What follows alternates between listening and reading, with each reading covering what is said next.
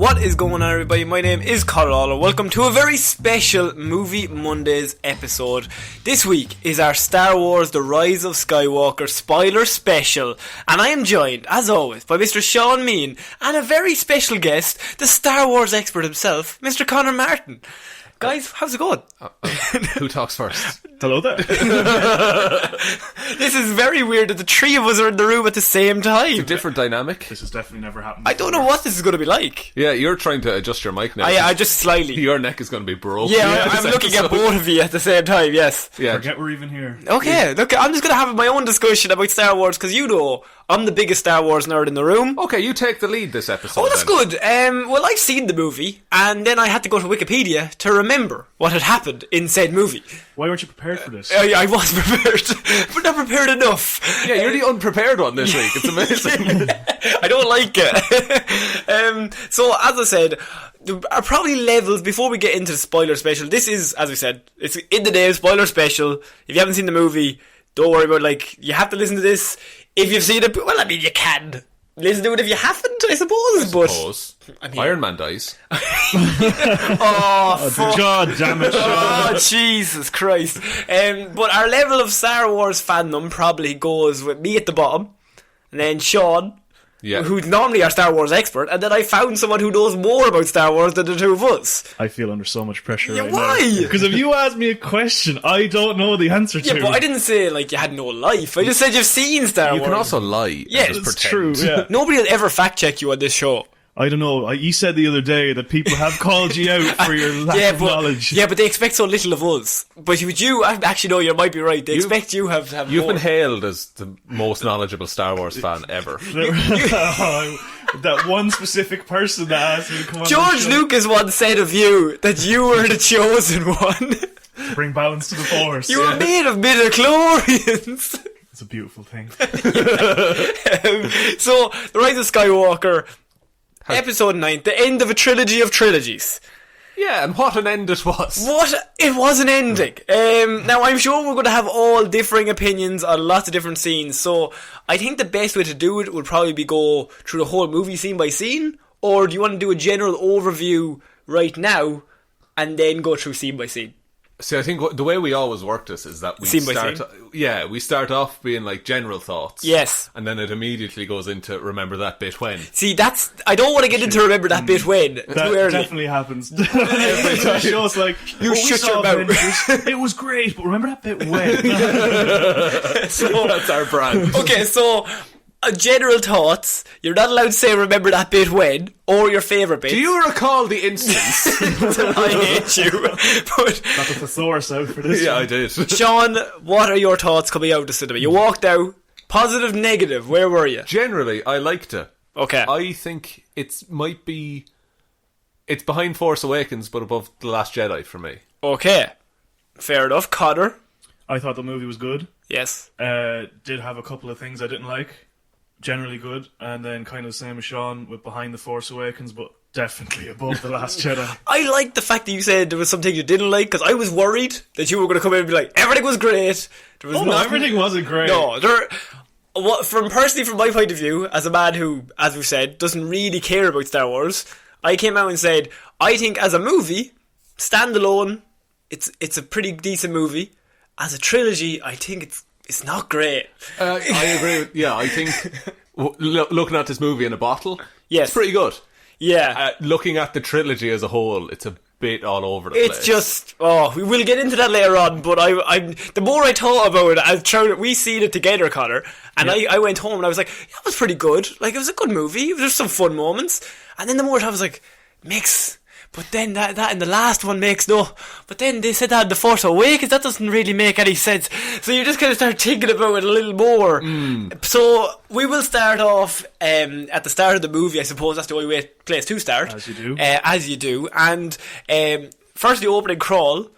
But what I forgot that happened in a Star Wars movie, by the way. I don't know. I haven't seen a Star Wars movie in ages. You were looking around like, lads, what's going on? It started and suddenly there was yellow text.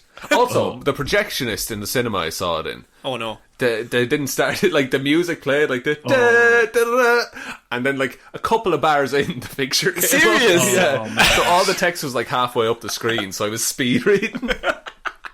It's still one of my favourite things though. When you get into that cinema screen, you're waiting for it, and then bang, It just happens. hits you, and that music. Was I'm it, like, oh, was it yes. The Force Awakens or The Last Jedi where it was an excruciating amount of time between the screen going black and the bang I of the can't song? remember. Maybe they were making us wait for episode It was 7. it was one of the, it might have been 7, where I was sitting in the cinema and it just was like it went black, and I felt like 15 minutes passed before the bang came in. I think this John Williams was behind, just like, hang on. the projector was just like, and he's saying no, no, not making yet, you wait lads. for it. The anticipation. One like little fun trivia thing is that, you know, at the start it's like the entire galaxy has heard a broadcast from Emperor Palpatine. Yes. That broadcast was in Fortnite. What? Yeah. Yes, I saw that actually. In the game Fortnite, the week before the movie came out, Palpatine's voice was playing just through it. What? There's some kind of deal with Disney or Somebody at Star Wars. Fortnite were like, we'll give you $7 trillion. Just Yeah, so yeah, Do you it. do it. Yeah, you hear he goes on about like revenge and the return of the Sith and all that kind of thing. So I only saw that little clip because I haven't played Fortnite in like a year. But like, Yeah. it was good. Like, it's good. It's a way to let people know. It's you know? clever marketing. Yeah. I mean, And to be fair, like, all the kids who went to see the Star Wars movie now is like, I remember hearing that. yeah. That's class. That's the guy from Fortnite. Is Fortnite canon in Star Wars? I think it is. Ninjas of Sith. He's definitely a Sith. How did he get those reflexes? I don't know. So yeah, it starts off, the broadcast, you said, Emperor Palpatine broadcasted the whole universe? Galaxy? Galaxy or universe? Con? Galaxy. Galaxy's fair enough. Kylo Ren is the first thing we see really in the movie himself, and he has the Sith Wayfinder, I think it's called, and he is going to find Emperor Palpatine, because at this point I think he wants to kill him real good. Yeah, because I think the idea, well, as it says in the opening crawl, is he's afraid of the Emperor coming back and taking the power that Kylo Ren has Because amassed. he's the head of the whole He's the Sith. supreme leader. Yeah. But And I like it's- that this is straight into the action as well.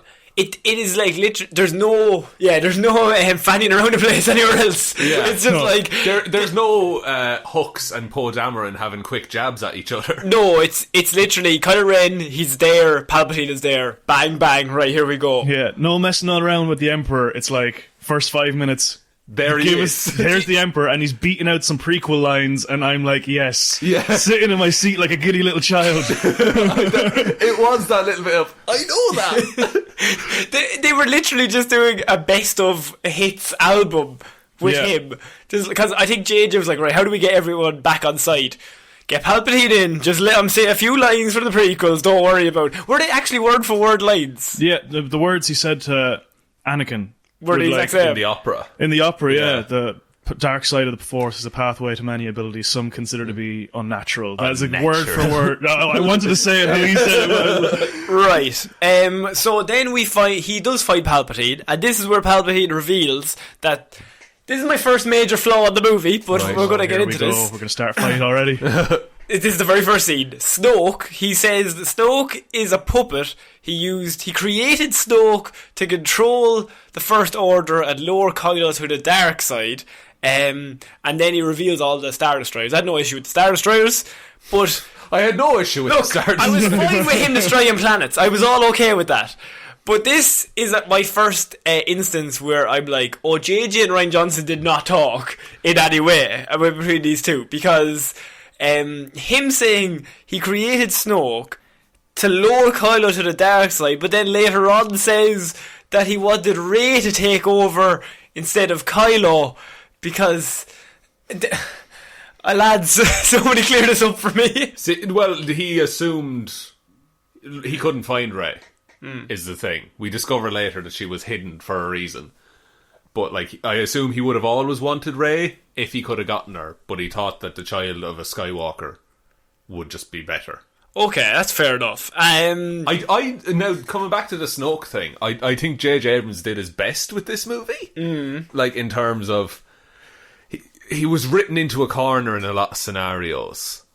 And a lot of the... I remember when Snoke was first revealed, a lot of the theories were, oh, Snoke is Palpatine, or Snoke is Darth Plagueis, which would have been better. Yes. But I think just like leaning into the, no, Palpatine created Snoke, it's the easiest way to get out of the mess that he was left in.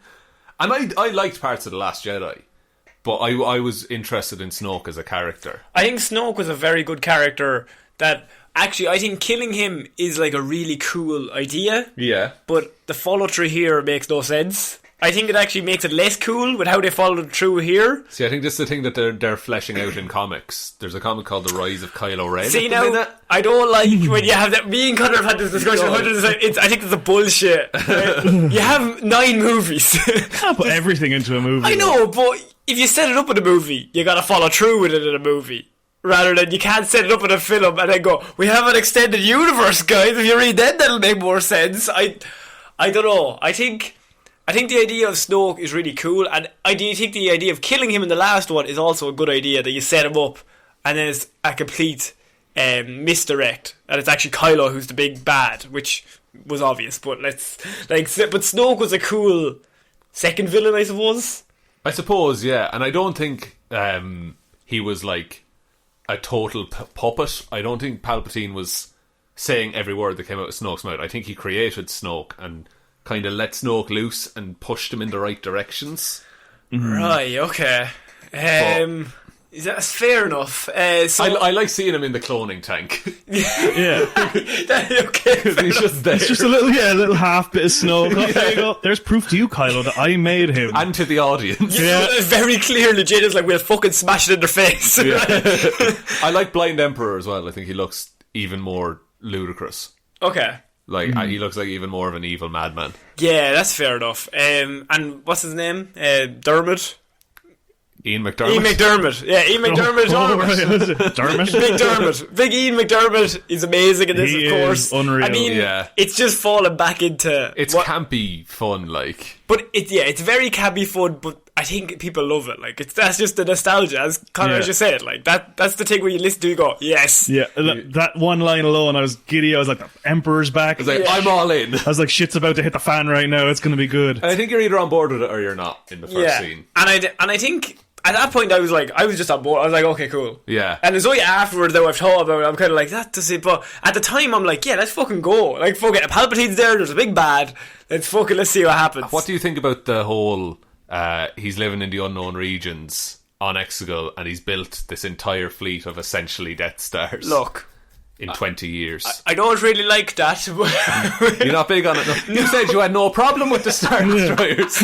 As a concept. I don't mind destroying planets. You got to see a little planet destroying in this. Oh, I love it. Kill all those humans. But the idea that they could just build like 48 of them without anybody in the galaxy noticing. But that was the point, though. It was kind of like Occ 2, where no one really knew where it was except certain Jedi, and this was only known to the Sith. Yeah. So, like, and that was very much shown throughout the movie. Because, like, even in the first scene, it's not let you don't really know unless it comes out that was actually Vader's castle, where Kylo Ren went to. Serious? On Mustafar. That was Mustafar. Oh! Where Kylo Ren went to. See, that's to really get that cool. way I wish they'd told me that. Mustafar is like a... No, they do. Like, you see Mustafar. You see the planet at Okay. the very start. Now, you mightn't cop that it's Vader's castle he's gone to, but you do see the fiery red planet at the very start in the first shot. That's a cool little Easter egg that like you'd pick up on, but I wouldn't. But does it? It's not. I'm not hindered by not knowing that. It's No, just a cool no. thing afterwards. It's if you really know what's going on. Yeah. Like, if you're really clued in, you know that's Mustafar, and then you sort of notice, oh my god, this is Vader's castle. So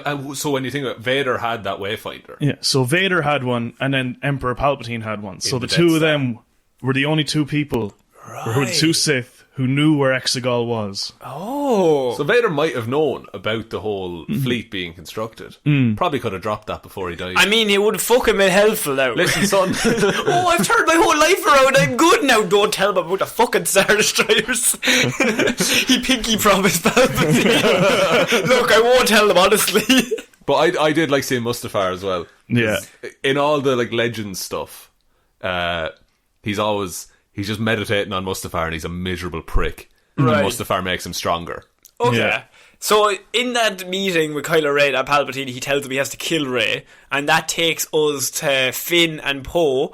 They're getting delivery from a spy that Palpatine is on Exegol. Yeah. That is with our introduction. So Rey has basically learned that she needs a Sith Wayfinder as well to get them there. This is our introduction to all of our heroes in this story. I think the first hour of this is very here. They're just like location. Okay, we do this, and then there's a job. It's like for the first hour, I think it calmed down after that, but for the first hour it felt very video gamey, where it's like, we have an objective, we go to this planet, okay, we did that, now we have an objective on that planet, okay, we do that, and you just kind of keep doing it. I think it happened like 4 times, and I was kind of like, lads, chill, but it felt like JJ was like, we gotta cram everything in first hour, and then we'll calm after that, and then we'll go back into the movie. I got the sense that a lot of what's in this movie was in JJ's episode 8. Oh yes. And so Definitely got that vibe. Yeah, and he was just he was essentially retreading in his mind. Well, 9 is a sequel to 7. Really? Not 8. Yeah. Well, 7 takes place over the course of like a day and a half. Or Yeah, I suppose. but I like that I like seeing Rey's training. Like she's trying to commune with the Force ghosts and she can't. Yes. So she's frustrated and she's angry, which is everything that we've been told a Jedi shouldn't be. Because, I think Rey as a character is really good. I think all of the people that are new, say Poe, Finn, all those actors are really good in their roles. Like, every scene they're in, you just like them. Yeah. Even if the movie themselves probably could have done more justice to Finn over the last trilogy or whatever, like, as characters or as actors, you just kind of like them. You're just kind of like, I want the best for them. Let's work together. Yeah, no, definitely. But I think they're a lot more likable in this movie Than The Last Jedi. than The Last think? Jedi. Yeah, because Finn was a whingy little shit in episode 8. Finn was like, he went from like being the hero, like Finn had his arc in Force Awakens that he was afraid and he ran and then he stood up to Kylo Ren at the end. Mm-hmm. But then he was just whingy in episode 8. And now he's back to being happy. He's still a little bit, He does shout Rey a lot. Yeah, he does shout Rey a lot. He does. But he is definitely in like a better mood, even though shit is hitting the fan more in this one than it is in episode 8. Yeah, and I didn't get the sense either that everyone was the new Han Solo. If you get me, that they're not all just quippy little... No. Not caring about anything. And I like that they were angry at Rey for not being out with him. Yeah. That was a very real moment.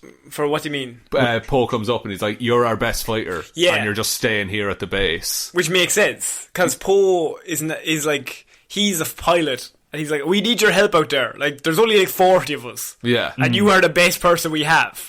But then on her side, she would realise that she is more use if she trains for another 2 months and becomes back even stronger rather than going head first in, even though she's their best pilot or whatever. Like, if she dies, then they're absolutely fucked. Yeah, but like, even you see, like, I don't think she thought she was ready. Because she couldn't even, she said, I didn't complete it again. Like, the training run that she does presumably every day. Like, she just fucking impaled the training droid. Yeah, with the stick. With the stick. I like that she wasn't as good with the lightsaber and then she threw it away and got the stick out, because we've seen her and she's an expert with the stick because you grow up on that planet, she has the stick with her all the time. Yeah. Mm-hmm. And so you just become a natural at that. And so then my first thought was, why didn't you just have a dart ball lightsaber? Like, immediately. Because she didn't. Because she wouldn't have to. She'd have to go and get. See, there you go. Now you're getting to lightsaber stuff. Okay. Because like she'd have to go and get a crystal. Right. Yeah. Which 2. Well, is it 2? Do you need 2 for the double? I don't know. It's harder to do. Yeah. I know that much. Yeah. So, see, yeah, she would have had to go get a crystal. While in this case, like, look, Luke is dead. He doesn't need his lightsaber anymore. No. Yeah. You can just use that one. It's a lot easier. Yeah, no, that's fair enough. Well, there was a second lightsaber kicking around somewhere. Oh, if only we had 2! Because especially then, because like Leia's the leader of the Resistance or whatever, and they're kind of trying to hide. She would have to take her to specific planets, or a specific planet where kyber crystals are held. Okay. So Rey can go through the process of getting a crystal. And what did you think of how they did Leia in this movie?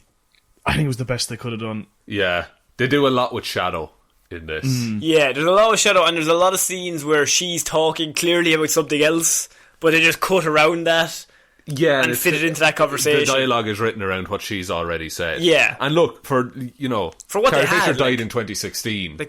like- It's 2019 now, and they got a good performance for the character. Yeah, you would never insult them for anything to do with this. Like, anyone who sits there and is like, they did Leia, like, this is not justice for Leia, like, they didn't do fucking, like, what are they meant to do? Like, it's either that or she died off screen. Exactly. Yeah, and at least I felt like there was a bit of emotion with this one. Yeah. As well, because even when, like, the first time she appeared on screen, you're like, oh, there's... Oh, fuck, man. Yeah. There's Leia. It was meant to be her movie. Yeah, this was down as, like, Han got his episode 7. Yeah. Luke, well, kind of got his in episode 8. My Luke kind of got his in episode 8. The salt. Yeah, and this was meant to be Leia. It was just unfortunate that she happened to die. Yeah, and as you said, 2016, that's like 4 years ago now. Yeah. It was, 3 years ago because it was Christmas 2016. So 2017, so even 3 years ago, they hadn't even started shooting this movie. So this is all just outtakes from The Force Awakens. And it's some, like, just straight up reused footage. Yeah. I think, just with a different... It's amazing what they can do. It's ridiculous. Like, imagine they had that problem in the 80s. Yeah. So they use... Well, yeah, amazing what they can do as well, because I know you'll probably come back to it later on, but the little cutscene of Luke and Leia training. That blew my fucking mind. I'll be honest with you, we'll get to that, but that's my favourite part of the movie. So that's a movie I want to see. Yes, of course.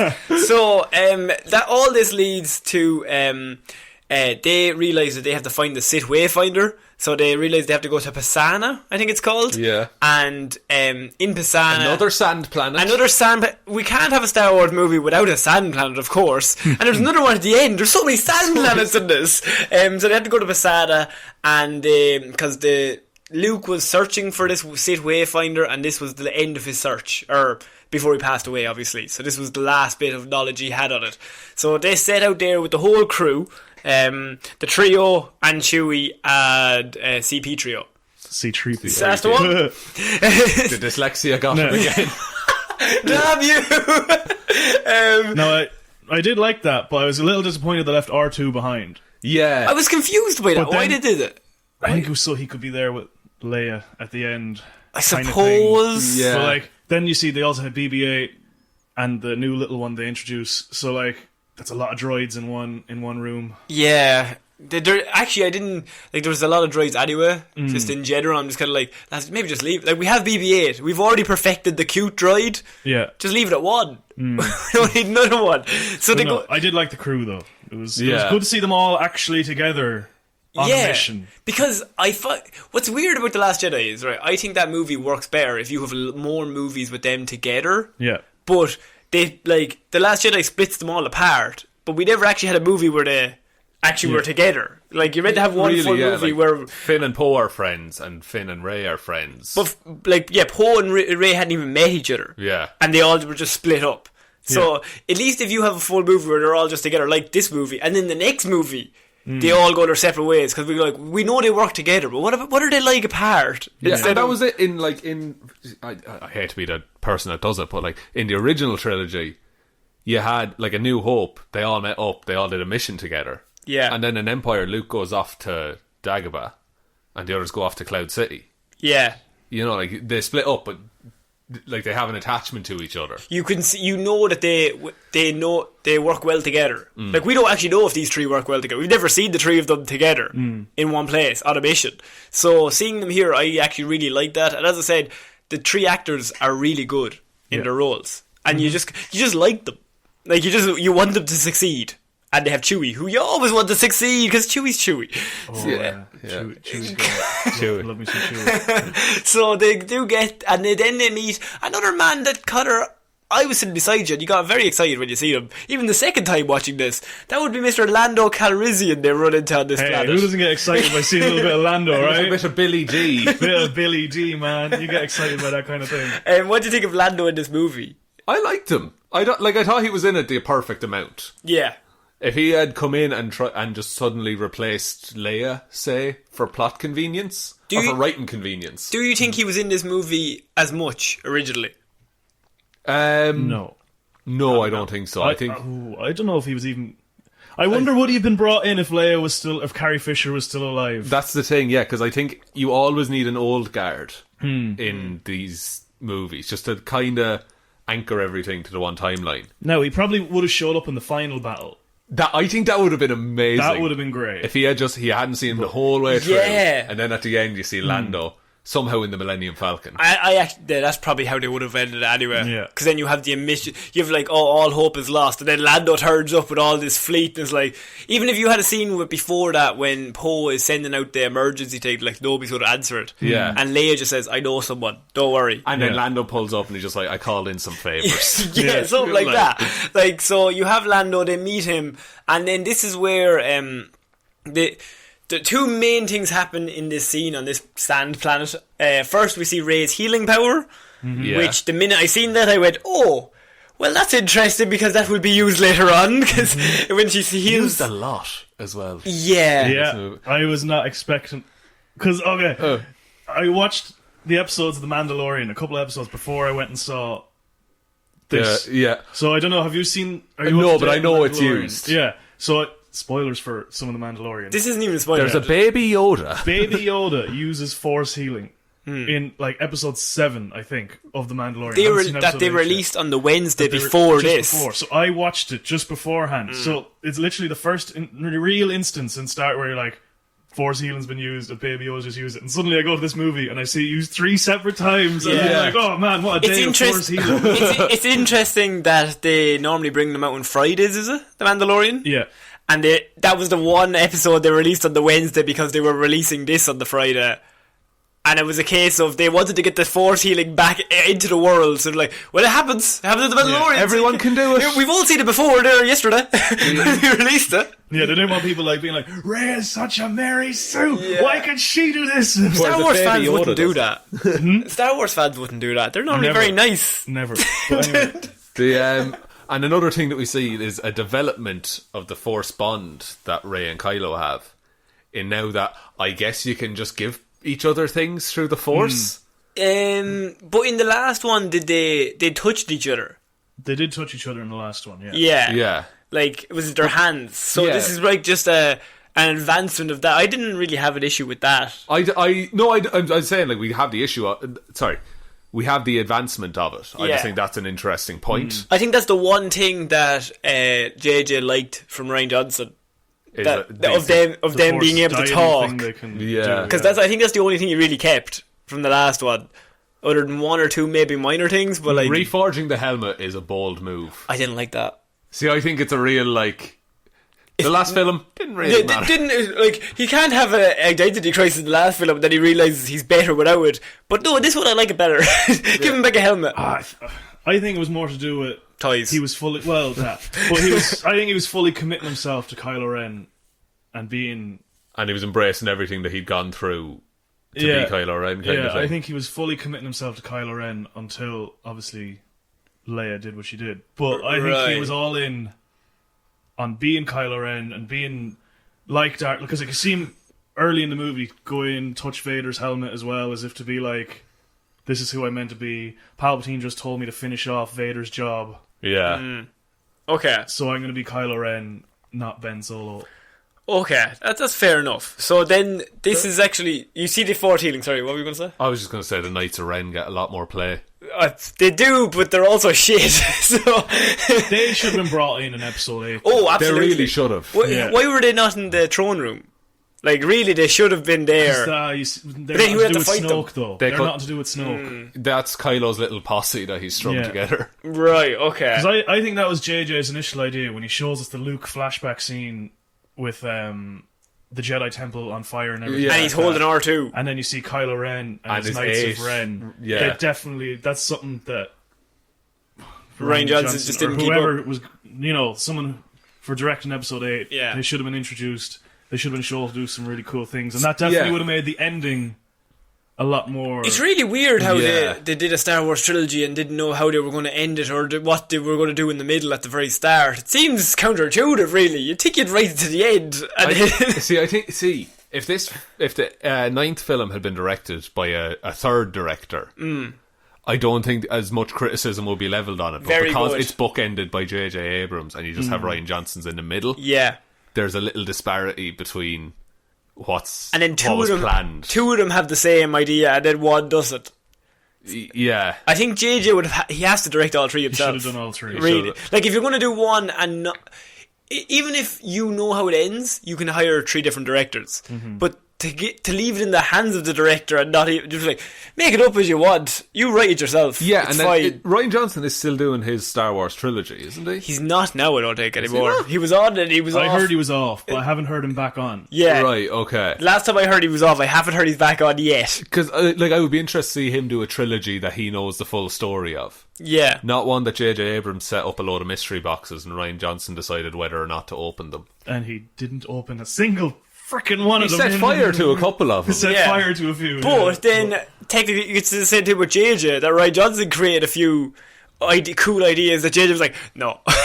And he set fire to them, and he was like... Because, to be fair, I think JJ didn't want people to hate this one. So he was like, played it if I safe. reverse a lot of the things that they hated, at least, at the worst, people will think this is okay. Yeah. A lot of this movie is written by surveys and audience questionnaires of Not what enough. you liked. Not enough. I know, Not enough. but There's a few more fan service moments I, think, wanted in this. I think a lot of this movie is them going, did you like this? Yes or no? And they were like 76% said no. Okay, well, we'll get rid of that and then we'll move on to the next It's thing. that scene from The Simpsons with the dial. Yeah, so you want more and less fun. This is where not only do we see Force healing, but Rey senses Kylo. Mm-hmm. And Kylo comes in on the ship, and it's the scene from the trailer that is just beautiful watching it. Well, sorry, before we get to that, the dagger thing. Oh yes, CP3O reads the dagger. Again with the CP3. C3PO, man. What did I say? CP3O. The same thing you said earlier. I think that's right. Just call him 3PO. Before we get to 3PO. that, though, I think The robot. C3PO is fabulous in this movie. I think it's the best he's been. Yeah. He's less annoying than he normally is. And just like so when they first arrive on the planet and they get to see the festival and they're like, oh, what the hell? And then he's Yeah. explaining the festival to them. It happens And it's like- once every 5,000 years or Once something. every 42 years, I think. Oh, he yeah. said. And then it's like, oh my god. And they're like, oh, how lucky us. And he's like, yes, sir. Oh, they have such nice sweets and everything. And they all turn to him. And then he's looking at them for a second. And it turns around as if to be like, what are you all Someone looking behind at? me. He's like, It's also, I think in the thing, like 42 years from that date it was the destruction of a Death Star or something. Yeah. Or there was some event that was a celebration that we have seen before, and it was exactly 42 Yeah. years ago, or like trying 40, to think in the timeline. yeah, or but 42 years ago, Star Wars came out or something. Like Okay. that. Oh, yeah, no, That that makes might be sense. Yeah. But yeah, it has some significance. The year 42. Okay, that's fair enough. Just, yeah, little things like that. And also when, like, you know when they're getting running for the speeders? Yes. When they Yeah. realise Kylo knows where they are. And there's like 3 different shots. And in each shot, 3PO is getting slightly further away. Yeah. And it's only then when it's like, don't worry, sir, I made it. I think this is he's at his absolute best in this Yeah. one. And as you said, like they're all running for the ship because Kylo's coming, and Rey's like, "I'll be there in a second." And so she walks out into the middle of the sand planet, the Yeah. usual. And then and I like the idea that she's standing there waiting because she knows he's around that corner, but nobody else can see him. But she Yeah. just stand there like he's coming. And all this while, like, they're trying to escape, and what was it? Chewie is being captured. Yes. Like, but she is just like, I could finish this with Kylo right now. Because she's so consumed with, I don't even know if it's hatred. It's just kind of like, I would say the two of them have an obsession with each other. Yeah, and I think she just wants it done. Is all. Yeah. Like, and then, so sorry, they find the knife or the dagger. First of all, Rey's like, I think I've seen this shit before. Then they find the dagger, which has a lot of Sith writing on it that conveniently C-3PO can't decipher. Oh no, he can, but he's not allowed to He's say. not allowed to speak it. Yes. Yeah. Which, I like the dagger thing. I think it's a neat little map. I mean, for want of it's a better nice word. MacGuffin as an item that they have to get to get to somewhere else. To get the other MacGuffin. To get the other MacGuffin. But Well, like, I think you need MacGuffins in you a do. story. You need something that drives them to another planet. Something like that. So Yeah. I think the minute C-3PO nailed Hey, it. he did it. Thank you. I would have got away with it if it weren't you pesky kids. But I think the minute that he says, "Oh, I can't read it because it's Sith," I just like, all right, here we go. We're going somewhere else. So Makes sense though. Because why would the Senate allow him to speak Sith? Why would Anakin allow Or him why to would do Anakin let him speak Sith? Anakin built him. I Anakin, suppose, but he does mention the Senate though. Yeah. But the Senate passed the Senate passed something which meant protocol droids or something Couldn't speak forbidden Sith. languages or whatever. Okay. or they're forbidden languages. Yeah. Okay, so then Rey walks out onto the sandy bit, Yes, And- of the desert. and we have the very, very cool scene of Kylo flying his ship, Rey doing backflip, side flip, spin, and chopping the whole wing off using her lightsaber. On a scale of 1 to 10, how cool is that? And is it as cool as Laura Dern going through the ship in the last movie? Which I love that's called the Holdo maneuver now. It was pretty cool. It was cool. Yeah. Would you have liked to have not seen it in the trailer? No, because I think they do need some cool stuff in the trailer. Okay. So It didn't I feel- feel it was cool, but it wasn't like a necessary thing to hide. Okay. Yeah, like in The Force Awakens you had the Millennium Falcon like going up and flipping and dropping down and scooting back. That seems amazing. That seemed class. But that was fully trailer. Yes. And it's like that's what gets you excited. Yeah, so... I liked how she turned her back to the ship as it was coming. yeah. And like she just knew she would jump at the right time. I think, like, I like the idea that in this one, I think JJ definitely doubled down that she wasn't as powerful. Because, as you see in the start, you said it, that the training montage at the start, it's her being, like, not getting it, or, like, failing at the Jedi training. Whereas I think JJ was like, okay, people don't like that Rey is so powerful in The Force Awakens, so I'm just going to go back and show that she's not that great. But we also have to believe that this woman can fight Kylo Ren at the end. And Kylo Ren has been training for years, so we have to see her be able to turn her back and just sense it. And Yeah. and because if she's a Palpatine, naturally, she's incredibly raw power. powerful, like just pure raw power that just needs to be honed, rather than power that needs to be built up. Yeah, and I think Rey is her own worst enemy in a lot of ways, because if she had no anger or hate in her heart, she would probably be super connected to the light side of the Force. Right. This isn't confirmed. This is No. just what I think. But because she has frustration and hate, like she full on hates a lot of people. Yeah, but I think that's what makes her such an interesting character. But yeah, and that's the thing. And then you see, like, this film is very much her either falling one side or the other in a lot of ways. Like, I actually think, as a story, I much prefer the Jedi, like Kylo Ren and her, being not two sides of, like, the coin. They're literally just both on either side of the coin, depending on however the day is, or depending on who they're talking to, rather than the prequel Jedi who are like, we're fucking priests, or like we're That's on why the- Rebels is so good. Well, yeah, they Yeah. are, but they're not though. Qui-Gon was not a flip of the coin priest Jedi. Qui-Gon was a grey Jedi. Like, He was slightly more on the Jedi side, but I do get where you're going with that. Mace Windu developed an entire lightsaber style that taps into the dark side. Really? And that's Yeah. why his is purple, which if you want to get the Ah. lightsaber, The Blue it's and later red. on. Yeah. Oh yeah. Yeah. And what else? And that's why Mace Windu's the only one keeping up with Palpatine by the end. Because Right. he invented his own style of fighting that could match the dark side. It's called Vapad. That is so fucking interesting. Nobody explained that in any movie, so we're not counting that. This is why you need the comic books and the tie-ins. Tell me in a movie.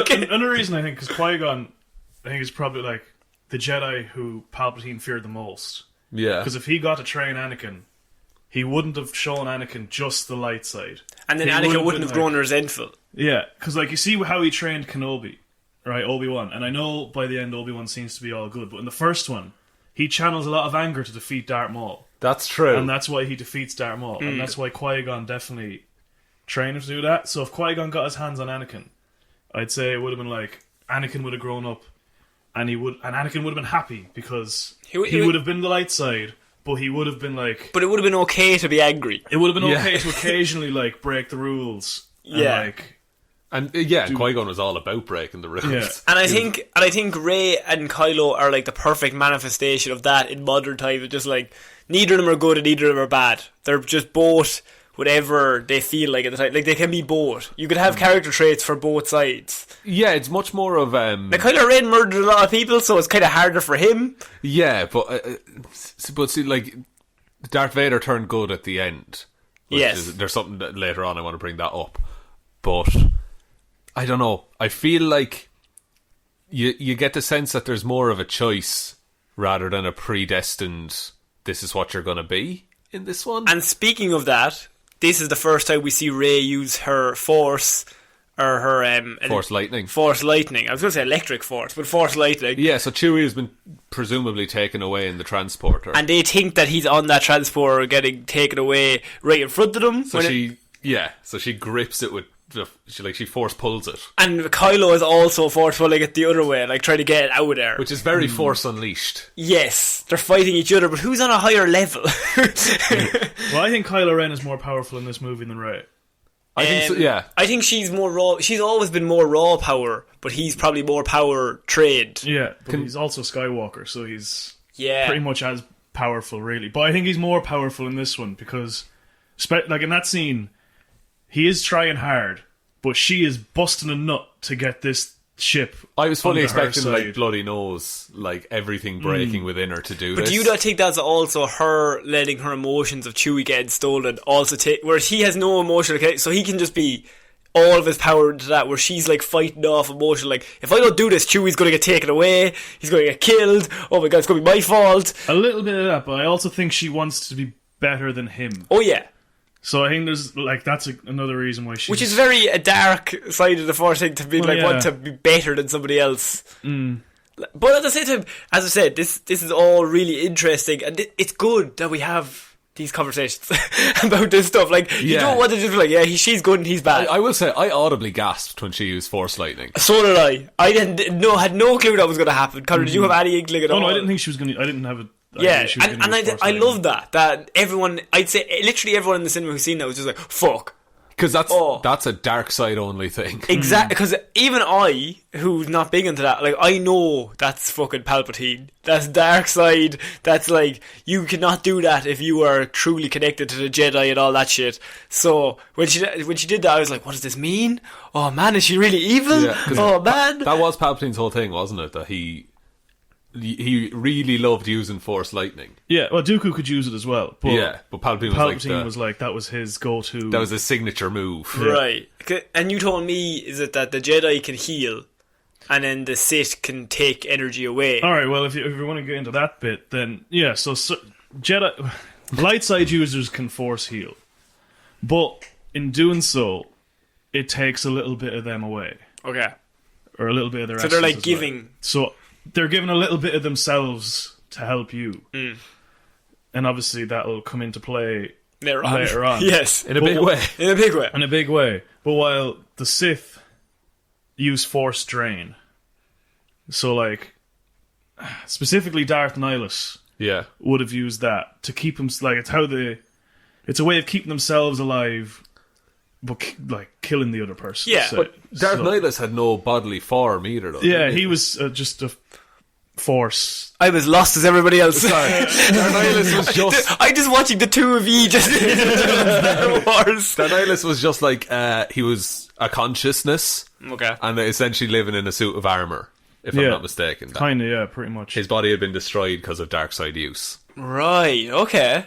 And then you kind of see Palpatine use it at the end. So he was using Force drain, so like not caring about them, but he was restoring himself.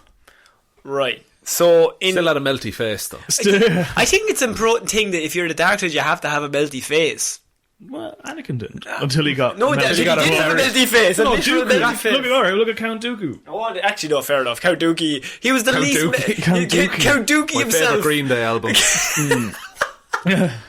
Count Dooku. Jesus, lads, it's been a long day. C3PO. Oh, there's so many letters. Count Dooku was a beautiful Christopher Lee. So yeah, true. no, actually, that's you pretty don't good. hide Christopher Lee. So the group actually escape, and Poe suggests that they go back to this planet. Kijimi, a planet. Does he have connection? Does he live? Did he grow up there? he had something to do with it anyway. He was there in his youth. He was a herb smuggler or a spice runner. Spice runner. Yeah. Spice boy. A spice by himself. He's a spicy boy.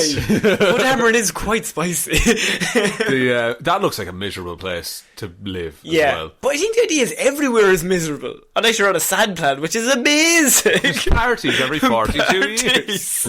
But I guess this was to show, like, this is what living under the Empire or the First Order, whatever they're calling it, the Final Order. Well, it was still the First Order at that time. Okay, Palpatine's one would have been the Final Order. Order 67, maybe. And he'd no more clones though to corrupt this one. of course. But the thing about that is they go there to get C3POs. Lads, come on. Amateur hour. you're trying your best. I'm really not trying. good enough. What are ye fucking doing this? So the robot boy has all the dagger notes. Gotta get it out of him. How are they going to get robot boy to talk? Well, they have to go to little. What's the guy called? Babu Freak. Babu Freak. Who I love Babu Freak. He's so good. He's only in it for about 60 seconds of screen time, but he's pretty great. He is. He's like.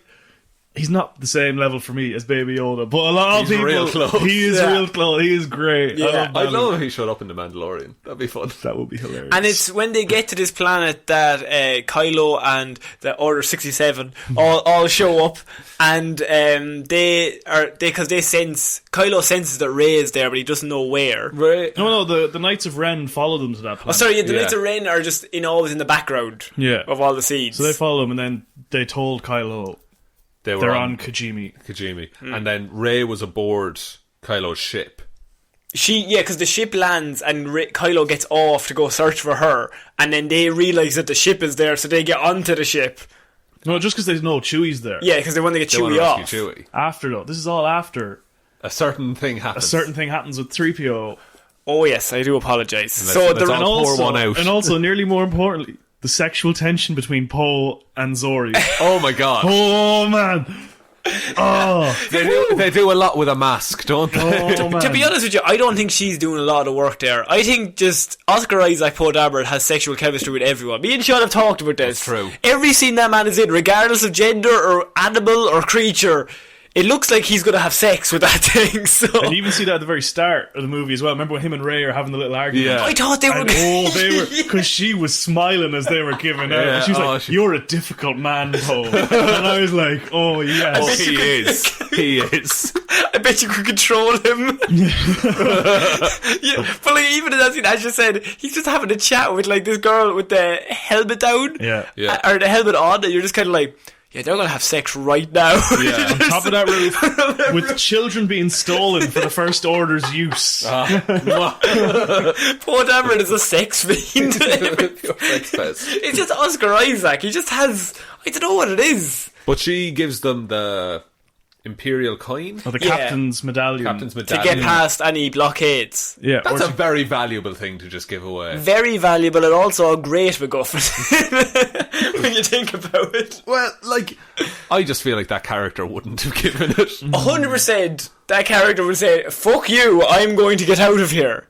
But I like that. I didn't like that she lived at the end, by the way, because her whole planet got destroyed and then we're just meant to, she's like, gave him the coin, and then we seen that planet get destroyed later on, and he's like, oh no, and then at the end she just turns up and he's like, oh, you got off. How yeah, but then we got that beautiful scene with Babu Freak.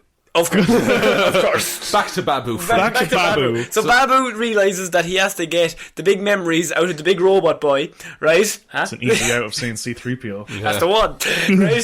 So he realises that he's going to have to reset him. And we have that moment where he kind of takes a moment, he looks around, and they're like, what are you doing? He's like, just taking one final look at my friends. I thought that was really good. Yeah. I thought that was really nice. C-3PO absolutely didn't want to do it. But then he was like, okay, I'm going to do it. The line that got me was it Ray or was it Poe? And they said, you know the odds. Oh, Ray said, yeah. Ray said, like, if you don't tell us, what's our chances of winning? And he's like, oh. So you got me. You got me with the numbers. I have to do this because we have a 0% chance of winning if I don't tell you, and we have a 10% chance of doing if I do. Now, we see later on that R2 has memory backups. C-3PO's gotten his memory wiped before. Yeah. Is there hardly a backup of that kicking around, and then he remembers everything? I don't know. Because then you remember Anakin building him. Yeah, no. What's the memory is before they go off for The Force Awakens. Well, see, we don't know how much of a memory backup he has, but at the end of episode 3, they were told to wipe the droids. Both of them? Both of them. Okay. I don't think R2 I don't, because R2 knows who Obi-Wan is. R2 remembers Obi-Wan. While 3PO doesn't. But Yes. 3PO would have, like, be able to talk, whereas R2 can't talk. So it would have... They wouldn't need to... They probably would look Well, at 3PO him... just understands R2. But, like, in that sense, then R2 could just tell 3PO everything that actually just Went through. Yeah, I fair. suppose. So I don't know. I know they did say wipe the droids. Okay. But now whether... But R2 still knows who Obi-Wan is. Yeah. So Did they say wipe the protocol droid? I can't exactly remember how the conversation went. That would be amazing, though. I'd love if he remembered everything. And so he loses his memory. That was a very sad scene. At the same time, that's when Rey's like, "Oh, Chewie's up there." And I think it's the idea of like they've literally just lost one of their best friends, and now there's a chance that they can get one of their best friends back or else save them. Well, Chewie had the dagger. Exactly as well. But I think it was the dagger as well. It wasn't to save him. No, fuck Chewie. Let's get the fucking dagger. You know what I mean? Say Chewie in chains and a dagger next to him. And you're just like they looking look back and forth for a minute. just like match cut. Chewie, sorry. But then they get onto the ship, and this is when Kylo and Rey have like their Force connection going on. Kylo Ren must look insane on that planet.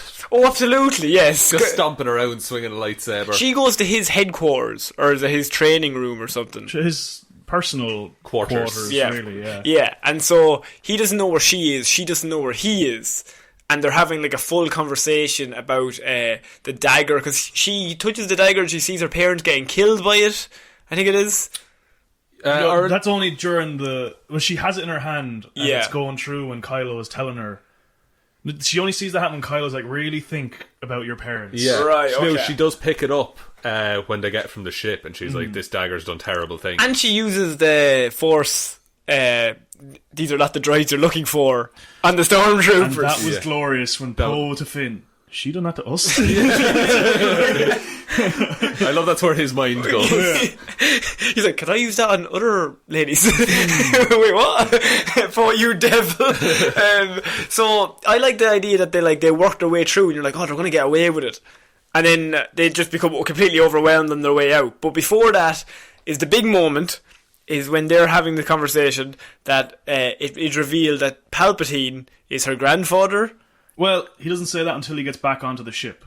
Okay. In that little vision, it's just think about your parents. Think about, and he's like, "I'll tell." And then they have the little fight. Yeah. In which he realizes then after they knock over the Vader's helmet pedestal stand, of Vader. Yeah. and he's like, "Oh, I see where you are. I'll come tell you the rest of the story." Like. Yeah. And so then they're trying to get out of there as fast as possible with Chewie and the dagger, and they get completely overwhelmed.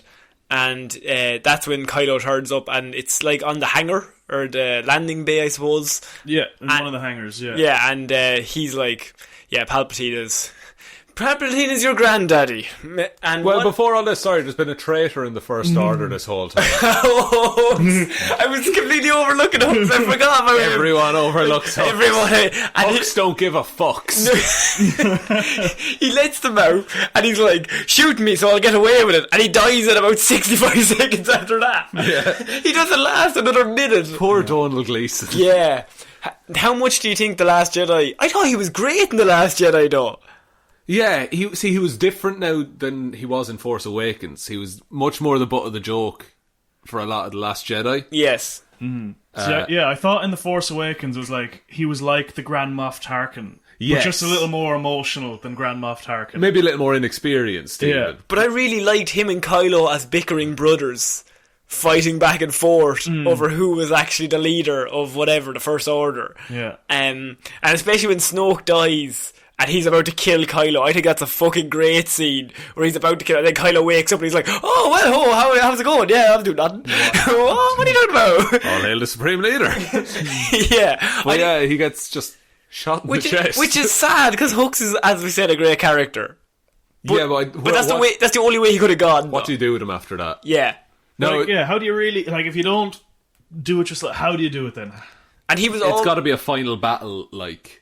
And the mole had to be somebody that we already knew, rather than somebody they just introduced 10 minutes ago. Yeah. So He was the only one in the First Order that we actually knew. other than Kylo, and it wasn't going to be Kylo. No, I did like his motivation that he just wanted Kylo Ren to lose. Because it's bickering brothers. They just don't like it. He's just so like, I hate him that he's just so good. Everyone loves him. I'm like the middle child. But no, I suppose it's the only way you could do it. But Yeah. it felt a little I don't know. I like how cold it unearned. was. I really liked the idea that he's like, I got away with it. I was sabotaged. They shot me and they got away and they forced me into it. And then like he doesn't even look at him. He just shoots him straight in the chest. General Pride not having a bit of it. He was like, this lad. He doesn't even break stride. He just keeps walking, gets the gun, and shoots him in the chest. He's like, now tell me about the reports. He's talking to somebody else. Like I really like that. Yeah. To inform the Supreme Leader, I found her. Yeah, mole. exactly. So, as I said, this is where it is revealed about Palpatine and all that. Both of you, give me your initial thoughts. Sean, first up, what were your thoughts when you found out this? I'm not mad at it. I think I prefer that to her being a Skywalker by birth. There was a few theories I saw like back when Force Awakens came out who were Rey's parents. A few people said she might have been Palpatine's either daughter or granddaughter. There was a YouTube video of that Nerd got soup. recommended to me like 2 weeks ago, and I looked at it and I was like, or no, it was after I seen the movie, and I was like, sure, obviously, what are you talking about? And then I was like, 2 years ago, I was like, oh, well, that's very impressive. And when you break it down, they have the same lightsaber fighting style. Do they? Like they both use the upward jab a lot. Do you think that is just luck, or When you see it side by side, it is like flawless. but I think Star Wars fans would look more into that than the guys who didn't even bother writing the 3 movies at once to find out where it was going to end. Also possible. I think they just got real lucky that she has a wild swing. Who did Palpatine have a kid with? There's the main question that I first thought. I was like, he First pulls. we need to hear what Conor said. Sorry, go on. I already know. I presume it might have been.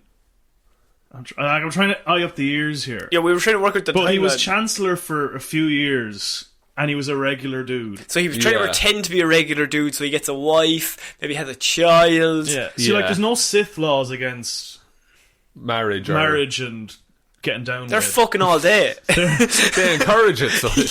While there obviously is the Jedi ones, but so then, like, I'm kind of, I was like looking at his son. I don't know, what is he, like mid-30s, early 30s? Like, he wasn't. They weren't Gendry that from old. Game of Thrones. Yes. Yeah. I'd say 30, 35 if. So if it was in the That would've put him prequels, around Clone Wars. yeah, if it was time. in the prequels, he would have had him say when he pretended to be a normal guy, a chancellor or whatever, and then the child would have been about 30 when the original trilogy happened. And Rey is 19 in Force Awakens. Oh, hang on, And then- hang on. Maybe there's a few too many years then, because there's 20 years between like 3 and 4. Oh, well then 20. And then there's another like 25 years between Yeah. 6 and this.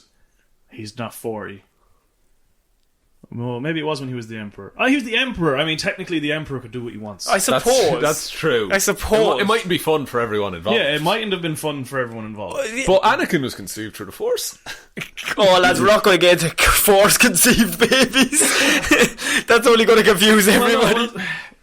Does that mean Snoke and Anakin have the same father? No, it specifically said Palpatine's not Anakin's dad. Okay. But it's like Plagueis and Palpatine were supposed to have made Anakin through the Force. They were meddling with like creating life with the Force, and then the Force decided they were going to make the chosen one to destroy the Sith as punishment. Oh, okay. Fair enough. And so they made Hayden So Christensen. that turned out to be Anakin. Right. And then, so obviously then he knew he could do it. So like he says Rey is his granddaughter, which must mean it must definitely been like A he didn't just direct make line. his son. It must have been a direct line. Yeah. Because I presume he obviously got with someone to have his own son. I think that mean- the crux of this matter is we don't want to picture the Emperor getting down with it. I think the real question is then the son knows that Palpatine, the most evil man in the world, is his father. Yeah, or whatever. He obviously doesn't want any part of Or, that. or the daughter or the mother or whatever. It could be a boy or a girl. But like... Well, no, it said the son. Is it the son? It's the son. It's the son. Okay, right. But then in the flashback, they just look like normal people. Yeah. Well, yeah, like no, like Is it just like- this is a tie-in comic waiting to happen, is what it is. Absolutely. Yeah, How did he become estranged from his father? He might have just decided it wasn't for him. Yeah. No, he might have just said When yeah, your he dad might- is the most evil being in the universe, and he's you're just not like, down with that. Dad, I don't want to. And then his dad isn't happy about that. No, he wouldn't be, Sean. He wouldn't be. But also, maybe he technically couldn't use the Force, so he was of no use to Palpatine. Yeah.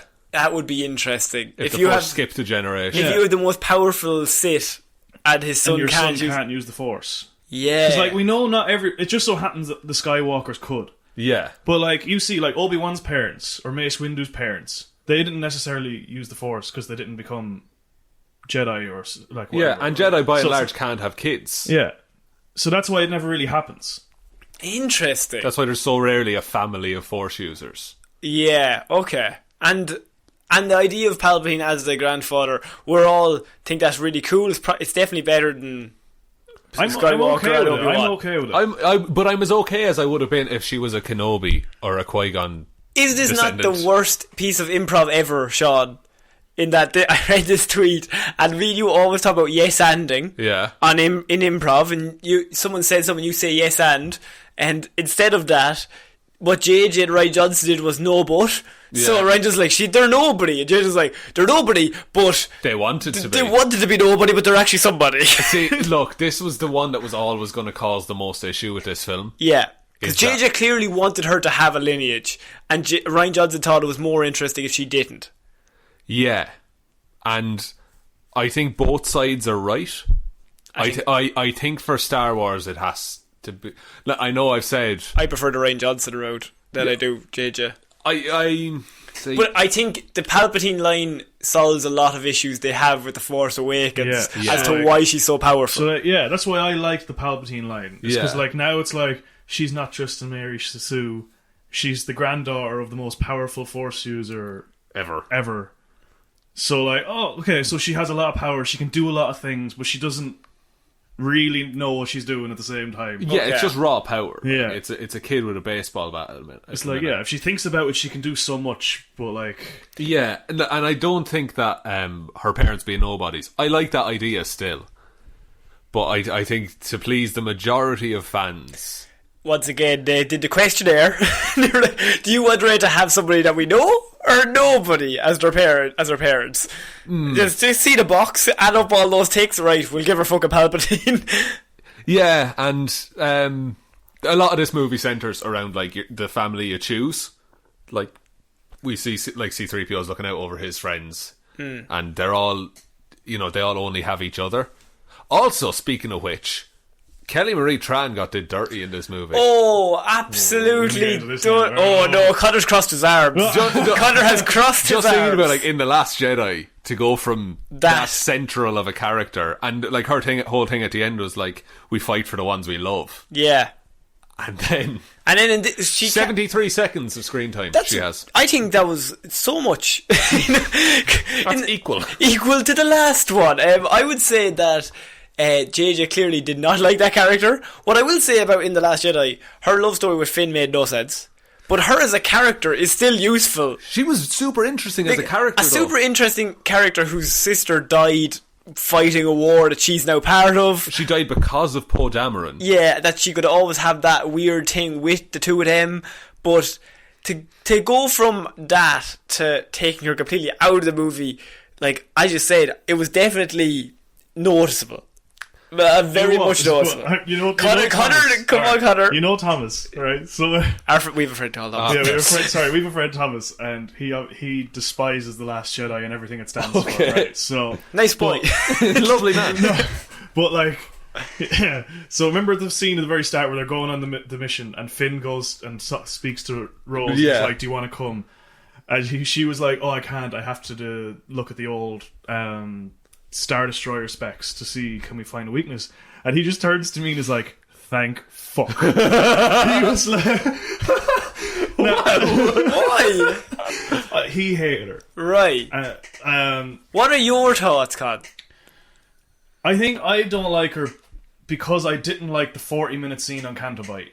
And I just think thought everything she was kind of... Not everything she stood for. A lot of the things were just like slavery and she doesn't like the rich and all this. And I'm like, oh... But this is not... And I didn't like that at all. That whole Canto Bight scene does feel like a different movie entirely, though, because they also talk about, like, you're all buying your guns from the same people. Yeah, and then, they're into war, and Yeah. like, how you're all buying from the same They side. start talking about behind the scenes of Star Wars in Star Wars. Yeah, A little bit, yeah. Yeah. So I don't know. I didn't. And then like, I also when Finn is trying to sacrifice himself At the to end. stop Makes no that, sense. They sacrificing himself? No, it makes Oh, and she takes him out. Anger in your eyes. And she just takes him out as if to be like, why you sacrifice yourself? As they blow a hole to kill all the rest of the resistance. All of our friends. Yeah, it's everything we're fighting for. It's like, in how many movies does one person sacrifice themselves to save everyone?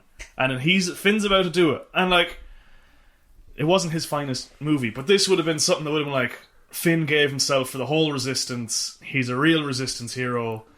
And then all of a sudden she takes him out and they blow a hole in the Do you think wall. that her character would be more like if they didn't go to Candlebite in any way? If she was just in that movie? If she was in the movie and didn't go to Candlebite, she definitely would have been liked more. Because as a backstory, her sister passing away and because of Finn, as we said, and her like stepping up to the plate, I think that's a very interesting thing. And that as a character, I think you can definitely get behind that. But somehow, as you said, the stench of that whole Candlebite scene rubbed off on Poe and her and Finn. Like, that whole movie is kind of just remembered for that. The three of them, in my head, are always just kind of forgotten. They're over there doing weird shit, and then Rey and Kylo are kind of the main characters. Alright, well, yeah, there's that. But, like, what does Rose do in this movie, then? Like, if she goes on that mission with them, what does she do? Because she is a... like engineer / kind of crew maintenance kind of deal. So what does she do on that mission? Probably could have fixed the ship all those times it broke. Maybe. It's always breaking. All the lights. They always have that fixer. No, I get. You're right. Like she's not. She's not essential, but she's not 73 seconds unessential. I think. To go from main character to 73 seconds feels like you're appealing to the wrong kind of. Not you're appealing to the wrong kind of people. You're making changes that are so drastic. It's a very knee-jerk reaction. Yeah. Just be like, just take her out. Just completely. You know, she's not in Star Wars anymore. Don't worry about it. No, I know, I do get it, but it's just like, what, even if you like, give what does her she do in the movie, though? Like, 76 seconds. She did, I think it was 76. Maybe 77 seconds. Maybe let's re-rate draft 78. We'll just keep working it up until about 5 minutes. The big fight at the end, I like, she's there also. Why is she not on a ship? What? She was part of the ground force team. She was. You do see her. She's in a few scenes. Okay. Obviously not for very long. Yeah, but she is in a few scenes. I think that's my thing, is that like it's the weight that she has in this story isn't balanced to what it was before. Her and Finn have like literally no conversation other than that one at the start. They never addressed the sexual tension. To be honest with you, there was no sexual tension. I didn't really think there was. I thought it was all her wanting him. I thought it was Finn and Poe throughout the whole thing, and then she's like, "I'm in love with you." I'm like, these two. Is there a thing that is? I know. Sorry, I know Poe has sexual chemistry with everyone, but go on. Indeed. But Finn wants to say something to Rey. Yes. Oh, yes. Now, that's never said what it is. I've been reading that it's that he's force sensitive. Yeah, I was going along with he was force sensitive. Yeah, that when they're sinking.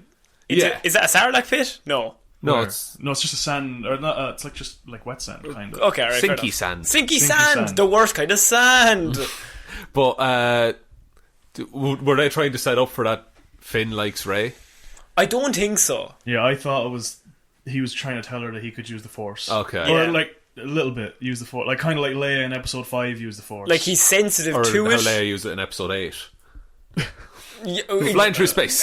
That's another one of those scenes we forget. I would say that I think they missed out on a big opportunity with Finn in this movie, in that he really probably should have become some sort of Jedi, even if he's not as powerful as Rey. Because is there not a cooler idea that a stormtrooper goes from that to defecting to becoming a Jedi? Like, I think that's a really cool idea that was kind of wasted. And yeah, but I know they've said they're done with the Skywalker story. But who's not to say in 20 years' time they decide, sure, we'll do another trilogy with Rey and Finn, and Rey is now after Finn Kenobi. Qui-Gon Finn. Qui-Gon Finn.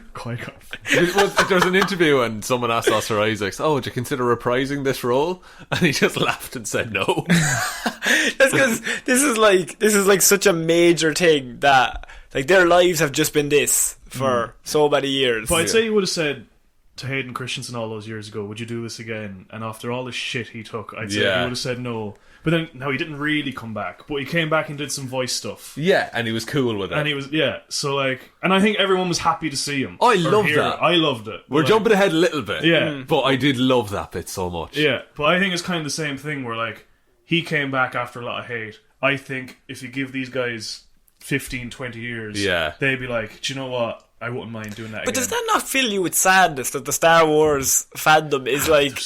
There's some fans out there who are too much. It's- And I'm more like... there's fans out there who are too much.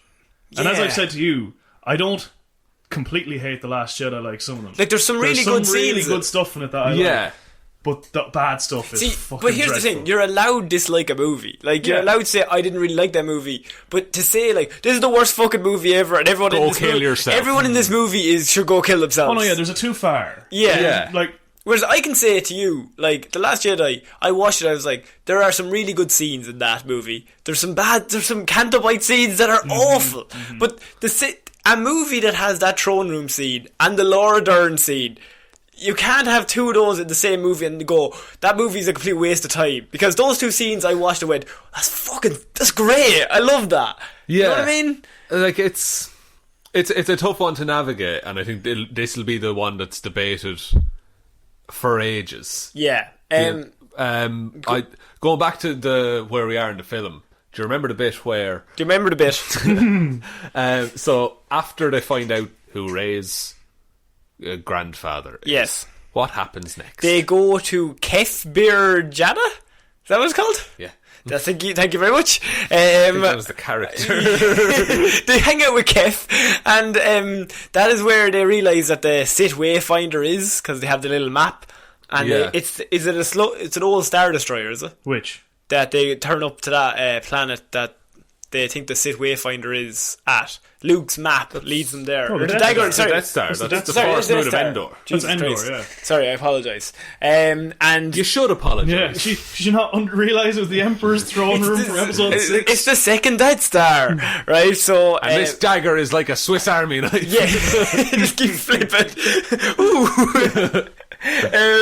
So after she uses the bottle opener on the dagger, they realise they have to cross all the water, and Finn and Poe are like, oh, we'll wait till tomorrow, we'll get some sleepy poos. It's already swimming. Ray's already just goggles on, ready. But they meet other defected stormtroopers. I like the idea that they meet the defected stormtroopers, and Finn kind of becomes like, I don't know, a leader to them. But like they talk to him and Poe, and it would make sense that like the two of them would stand out like, oh, we have a connection. You defected as well. Yeah. That's so cool. It's cool that others have done it. Yeah, and I like the conversation they have when they're talking about like as children getting kidnapped and being put into that and being trained. Is she Lando's daughter? I think at the end it's a subtle hint. Is that it's it? Lando's Yeah. Because Why does everybody have to be fucking related? Just fucking let me have somebody in Star Wars. no, I think it is subtly hinted at.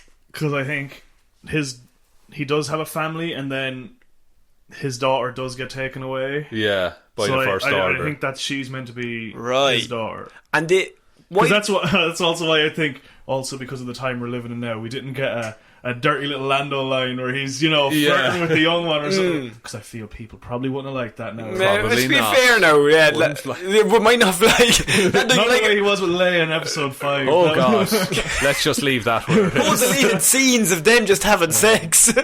Really unnecessary in a Really kids movie. unnecessary. So yeah, Rey realizes that's where the Sith Wayfinder is. So she's already swimming across, and she finds it. And then a certain Mr. Kylo Ren turns up. Well, she has that vision scene. Yeah, we can't gloss over that. Yeah. Connor. So, guys, sorry. What do When you she think of picks it up. Yeah. And then the scene from the trailer then with the Rey with the double-sided lightsaber. Yes. I still think that's a ridiculous lightsaber design. You would cut yourself up. It flips out so Yeah. wide. It's so wide, you'd be done. Absolutely done. so dumb. It's a terrible Swiss Army knife. It was kind of good because it was also like it was a throwback to episode 5 with Luke and Dagobah. Yeah, where in he's the fighting, Cave of Evil. Yeah, and he's fighting the Darth Vader that's actually him under the mask. Yeah. But I know that was just a cool little bit that was thrown. I think they just did that for the trailer. Why I skipped it is because I think they designed that whole. This would be cool in the Well, trailer. no, it kind of makes sense as well. It's like, this is who you'd be if you turned evil. turned into the Palpatine you're supposed to be. Yeah, this is who you could be. And then that's where she reveals that she keeps seeing her and Kylo on the thrones. She said that to Finn. Oh, on the Sith throne. Yeah, on the Sith thrones together. And so then you see Kylo and he breaks the wayfinder. He's like, "You don't have to come with me. If you want to go, you're going to have to come with me because I'm the only one who has one." Because there's only two of them, soz. And so they have an amazing fight. I think this might be the best scene in the whole movie. It's a good fight. It is. Okay, where to start? Very jumpy, very flippy. It's like Mustafar, but on water. Yes. I don't think it's as jumpy and flippy though. I think it's just like, because like they're not fighting each other as they jump. So it's like they just jump across One the jumps water and the other follows. But it looked like they were actually trying to hit each other. Whereas the prequels, It didn't. the prequels kind of have a little bit of a dance that they're just kind of going choreography, kind of like this looks cool. But Episode 3 is better for it. Episode 1, they're very clearly like, I'm going to swing here and he's going to jump. Yeah. Whereas I found in this one, it looked like they were even trying to attack each other. I like at the bit at the end where Rey's getting tired.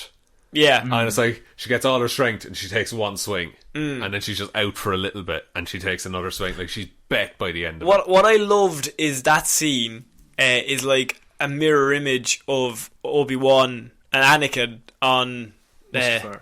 on Mustafar when they're fighting over the lava, but this time it's just water. So it's the complete opposite side of the. But it's like it's 40 years down the line, but it's just.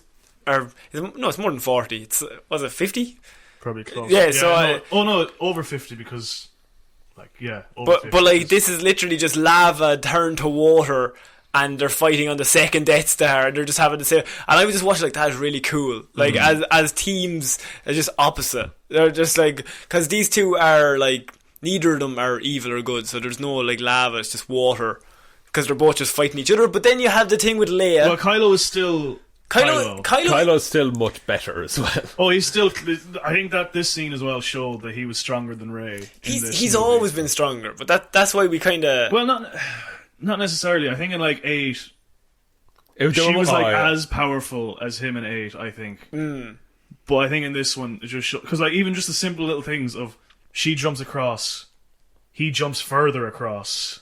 Right. Yeah. Little things like that. Obviously physical stamina comes into it, whatever. But he wasn't tired when she was just swinging wildly. Because she's probably putting like all of her effort into that. And I don't think he's trying to kill her.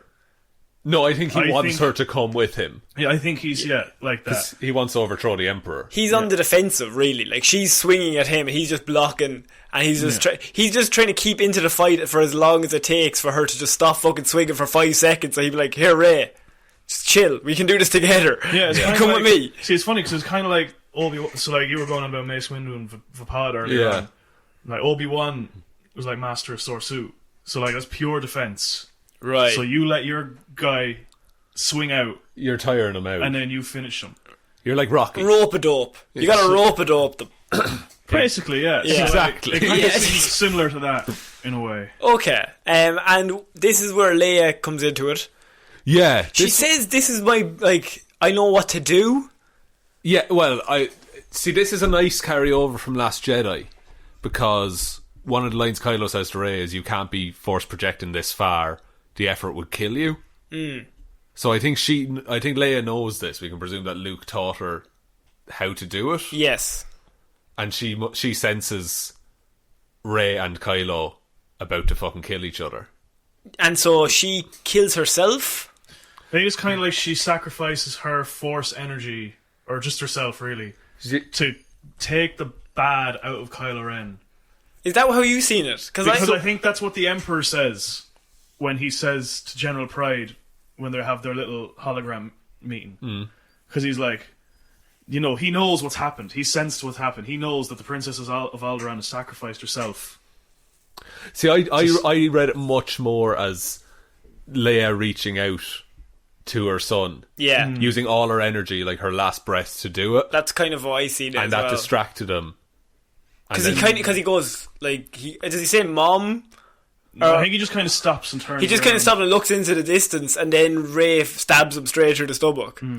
But I think that was enough, like, just to have his mother reach out to him once. Yeah, no, I get what you're saying, because because he he thought he couldn't go back to her. Yeah, And but she even was after, still ever for everything, yeah. He's still, And she reaches out to him and says, it's okay, like, or whatever. And then in that moment, he realizes, one, she's trying to reach out to him, and two, this means she's dead. Because if she's reaching out to him, that means she's dead. And so he 'cause stops. the effort would kill her. The effort would kill her. So he stops, and that's when Ray stabs him, and then immediately starts healing him again. yeah, because she realizes Leia's just died. Yeah. And she realized what Leia just did. It's like she died so she could give her son a chance Yeah. at turning back to the light. Right, okay. And then Han Solo's back, bitch. Yeah, Ray runs away then, and Finn does his classic, Ray! Oh, what a good line by Finn. Staple of the movie. The staple of Finn, screaming Ray. I got a bad feeling about this. And Ray! Just screaming after her. So she flies away, and she flies away in To Octu, in Kylo Ren's ship, because he has the Sith Wayfinder in it. She doesn't know that, though. No. Only when Luke basically tells her. Yeah. It's Okay. there. But anyway, She's like, Beats there's no over- way to Exegol. And He's he's over the fucking head with it. Here, you fucking moron. I'm a ghost and I know it. I drew you this fucking map on crayon. Come on. And so then Kylo has the moment with Han Solo. What did you think of that? I liked it. I liked it. I thought I think it just kind of helped cement that he is Ben yeah. and Kylo is dead. I love the fact that it's the same conversation, but it means completely different. Yeah. Yeah. I love how Han Solo goes, I know. Yeah. And also, I kind of think it should have been Hayden Christensen. What? If Darth Vader said it's never too late to turn back. Yeah, but I think it has more emotional attachment. I do get where you're going with this. I feel he Yeah. would have been better later in the movie, but I think the Han Solo for this moment was the right thing to do. Father-son. Even though it's not a Force goal, it's just a memory. Let's get that cleared up straight away. It's just a memory. Yeah. It's not actually like. Oh, yeah, obviously, Yeah, Han yeah, can't yeah. use the Force. Just in case there's anyone who's thinking that's so stupid. Why could Han appear? He couldn't use the Force. Yeah. It's a memory, or it's like just something in his head that's making. Well, him it's appear. literally word for word the same Yeah. conversation. It's convenient when memories forgive you, isn't it? It's very nice, actually. It's very nice. I don't have it myself. Imagine how he just turned on the lightsaber again. It's straight through. There has to be a cut of that somewhere. Han Solo's like, he just rubs his forehead. He's like, right, we'll do it again. Give me 5. Right, hang on. Let's do this the retake. Back to one. Turn back around. We'll do this again until you stop fucking stabbing me, and then we'll get on the right page. But it's like, I do like that moment. It's nice. He finally acknowledges him as dad as well. Really. Yeah. Yeah. Because he's lost everyone now. Because, that's both parents are gone, and Yeah. both parents have reached out to him before they passed. Now, obviously, he killed one of them, but that's neither here nor there. Like, this is the thing, is that in Star Wars, there's a very clear, like, Anakin and Darth Vader are the same person, but they're different people. Like, Darth Vader remembers Anakin Skywalker, you know? I never get the feeling that Kylo Ren and Ben Solo are separate in any way. No, I think Kylo Ren is who he wants to be, but Ben Solo is who he is. Yeah. Like, he spends... Like, I know we'll probably talk about this, but Kylo Ren is the most interesting Star Wars character ever, to me. I think he's fascinating. I think he's, like, the best. And I know you don't like that, Conor. No, I don't like, I do. I felt I enjoyed Kylo Ren a lot more thanks to this movie. I think as a creation... He's no Kit Fisto. I think as a creation, he's much more interesting than everybody else. Just as you have the best good guys ever, and you've just taken their child and he's corrupted, and he wants so much to be evil. Yeah. But he can't be. It's just not in him to be like, he is evil, but it's always just a show. Like, deep down he knows, and he's always fighting against himself to be like, no, I'm evil. What are you talking about? I'm a bad bitch, you know what I mean? But also I'll help this old lady across the road, but I'm a fucking bad bitch, you know? I do think he's one of the best characters to come out of this. I think he's incredibly interesting. He's fascinating. Can't wait to see more of him. No, absolutely not. I hope he survives. So yeah, they have this moment with Han Solo. Do you think that moment was added in due to the fact that Leia, of course, wasn't there? If so. Carrie Fisher was there, would she have been in that exact same role? Maybe. I think so. But I still think they wanted Han in the movie. Imagine the same scene, right? Same scene. Han Solo, word for word, but it's Carrie Fisher's Princess Leia saying the word for word instead of Harrison Ford. Like the exact same. So Same dialogue. it's same dialogue her husband did before he died, and she's doing the same thing and he's having the same conversation. I think there's an argument to be made that both work. See, it's hard to know. Like, I'd pay good money to read an early draft of this with Princess Leia's full role in it. You know? No, I get that. Yeah. I'm sure there was no draft. They were writing it on the fly, lads. For God's sake. And in that moment, he throws away his lightsaber as well. Yeah. He just fucks it in He doesn't care. Don't worry about it. Did you like that or dislike that? No, I was fine with that. He's been Solo he's now. He's done with Kylo Ren. Kylo Ren is now dead to him. Yeah. He's moved on from that. He's moved on, Mom. God, that's not who I am anymore.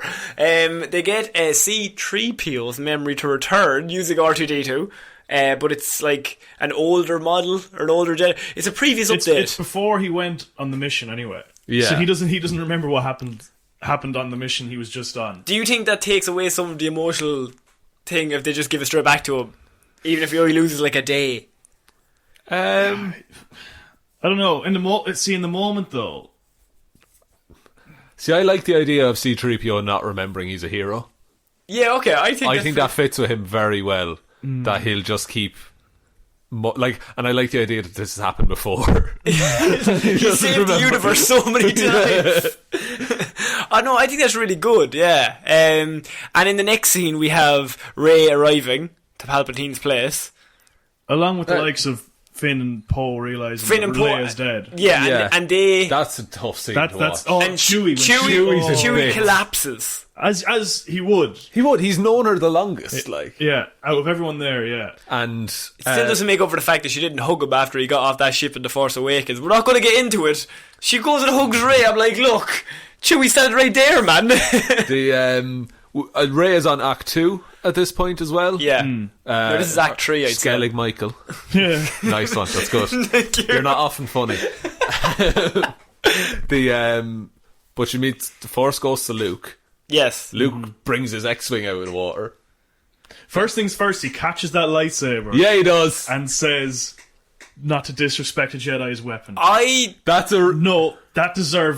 That is a definitely screw you to Ryan Johnson. Oh, absolutely. And I am more than happy with that. You gave it a standing ovation. That is one of the You were worst crying. things. That is one of the worst things in the Force in the Last Jedi. That was what really annoyed me in it. Yeah. Was him just fucking throwing it away. Even if he did something as simple as if he gave it back to her and said, "This, like, it's not for me. I'm not about that anymore." Yeah. That's fine. Don't throw it away. I liked it when he caught and said, "Yeah." I don't know. I think that's like they were going to go on a character arc where he didn't give a shit about the Jedi, and then he eventually got to the point where he'd phased out the whole First Order. I'm okay with that. As you said, if he gave it back to her, I think throwing it away was the most obvious way they could show that he couldn't give a shit. It's like, this means nothing to me. I would have preferred him to break it than throw it away, honestly. Like, if he had caught it and then just, like, force exploded it. Snapped it. Yeah. I get that takes it out of play for the rest of the series. But I just think that would have been... I don't even know, is it a more respectful way to disrespect it? Do you get me? You want him to disrespect it, but not in the way he disrespected Not just it. fuck it off a mountain. Like, it was his dad's lightsaber, and it wasn't even his. Well, he wouldn't do it to his own. Yeah, he wouldn't do it to his own. He just threw his dad's lightsaber has a away. pillow on the grass. Yeah. There you go. So they have that big talk where he's just kind of like, come on. He knew all along that she was a Palpatine. And I like that he knew. He knew, and Leia knew. Yeah. And they were okay with it. But I felt that's why... Well, I thought that was a little throwback as well to Episode 8. That was like... as soon as she started turning to the... Remember when... She went straight to the darkness. Yeah. She went straight to the darkness. He was like, oh... I've seen this... He said, I've seen this raw power once before. It didn't scare me enough then. It does now. Yeah. So if he's talking about Palpatine. Yeah. And we all thought he was talking about Vader. Or not Vader, maybe. I thought it was Kylo Ren. Kylo Ren. Oh, sorry, actually, yeah, you're dead right. Vader. But now it's like, now he really... he's talking about Palpatine. I thought that was a really good... interlink with Episode 8. Yeah. Yeah, and I think... That was a nice gotcha. Yeah, and, like, I love the idea that Leia knew as well, and they still just treat her like like the Like she daughter, was- like she was good, like because they realized from Anakin, if you treat him like we can't do anything wrong because then he'll turn out evil. He's going to turn out evil regardless. That's just the way it is. Whereas I know like they weren't around for any of that stuff, but the legend would talk that they'd spent their whole time going, we can't let him go evil, and then he still went evil. So it's like we'll just treat her like an actual human. She'll make mistakes, but we won't immediately when she fucks up go, you're Palpatine's granddaughter. Evil. I expected it all along. You're evil. I love the idea that they already knew, and I think it's a really good character trait, and it really sets Rey up for the last fight scene because she's clearly doubting herself, and like as you would if She you was found, until she had this conversation. if you with Luke. found out Yeah. Palpatine was your grandfather and she's like spent her whole life trying to be good and she's like, I'm not evil, I don't have any dark side. It's like, oh, I have the most dark side in me anyone could possibly have. Yeah. But it's my choice. See, like, yeah, and she, like, to be fair to her, she's been through a lot recently. To be fair to the lady now. She realised not only did her parents love her and want to protect her, they're also dead now. Yes. Like, the family she was hoping would come back are never coming back. Leia, who was like an adoptive mother to her, she's gone. She doesn't want her friends to die, so she abandons them. She feels like she's all alone. So she's literally coming to Act 2 to just wait to die. She was going to do like the Luke on it. Yeah, Kind of thing. just let the Jedi die out. Fuck it. Who cares? Yeah, and so he gets the ship up, and so we see her. Did you like the fact that she used his ship to get out of there? No, I like the fact that he did picked what it he up. couldn't do in episode 5. Yeah. With Yoda's theme playing in the background. It's so I was good. like, John Williams, on point as always. Also, that's the best looking an X-Wing has ever been, is Luke's one, in my opinion. Or Poe Dameron's But no, one. I was good Yeah. at that because then they also knew, obviously, the signal went back to R2 and R2 knew that Luke's ship was making a mess. And she led them there. yeah, she Yeah. sent them So it back makes to go. sense as a story how they knew where it was. Now, Luke did use the door of his X-Wing as the door of his hut. Right. So does that X-Wing not have a door as it's flying around No, she space? just held her breath. Just held her breath. Turned on the heater. Do you know what? It was also nice to see her with the Rebel helmet on. Yeah, Like it was was so in good. episode At the very 7. start, At the very yeah. start of episode 7, you see her wearing a little Rebel helmet, and Yeah. now she's actually A rebel. in the Rebel ship, Rebel helmet on, actually I like, flying yeah, now. and it's still called Red 5. And it's still Red 5. Ugh. It's so good. Yeah. It's good. That's This is where we're really getting like- into yeah. it now. It's a really good movie at this point. Yeah, and so then you have the moment where they all turn up. It's the big battle, last final scene. Everybody shows up. Well, Not everybody, but a lot of anything that's left of the Resistance. they get up and follow Rey's Ray. signal. So Rey except gets for the- Lando and Chewie. Rey gets there first. Lando and Chewie are sent to try and find reinforcements. Yeah. Poe sets up a plan that they're going to hit them in several different ways. If we take out this satellite, it'll put their defences down, and then we can attack them all one by one. Yeah, and But there's like 50 Star Destroyers, so that's going to be... Hundreds of It's gonna be- seeing that fleet. It's like it's a lot. It's going to be a And then you hindrance. see just all these small little rebel ships and the Tantive 4, another little throwback. yeah, Turning up, and that was it. and it's like they fly in, and they're like, there's this one tower on the planet, and once we get that out, they're not able to take off. Which is very MacGuffin-y, but then they very quickly change it. But well, I like that. Yeah, I like that they changed The it. magnetic field is shifting all the time, so they can't calculate anything. Yeah. But yeah, they change it to every one of the ships can be that signal. And we're going to do it to our ship because we're the leaders. So we're Yeah. going to make us the signal. We so had they'll have general to, pride in yeah, the so, First Yeah. Order. so the idea it makes logical sense that instead of putting it on a little satellite, we give it to the biggest ship we have. They'll have to take us out, so then people won't be able to follow us out. Yeah. Yeah, and Poe also gives I love Poe in this fight because he goes from all right, let's do this to okay, everyone try their best to Oh, no, it's we're been an honor. Yeah. And you can see why he would do that though, because like at the start they're like, we're full of hope, we can do this, and then having to, oh, that's a lot. There's a lot of Star Destroyers. Yeah, it's only when he turns up and he's like, Oh, maybe no. now I knew they said it was a big fleet, but this is a bit bigger now. I than thought big thought. meant 7, not 600. So you see, Rey goes down into the Chamber, the Sith elevator. down the Sith elevator into the big Colosseum place. Yeah, and meets her granddad. Mm-hmm. Happy Christmas.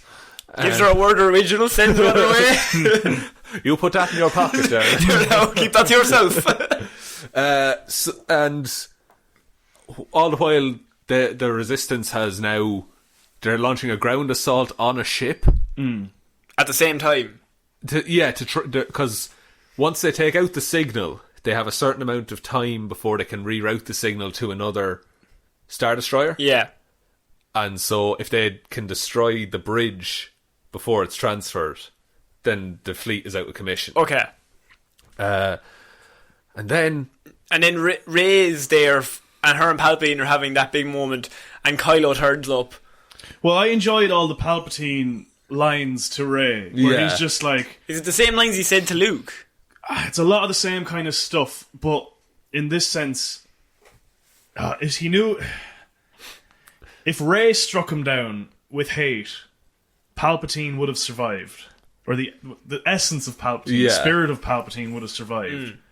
Which is exactly what he wanted, because it would have been her body, but him controlling it.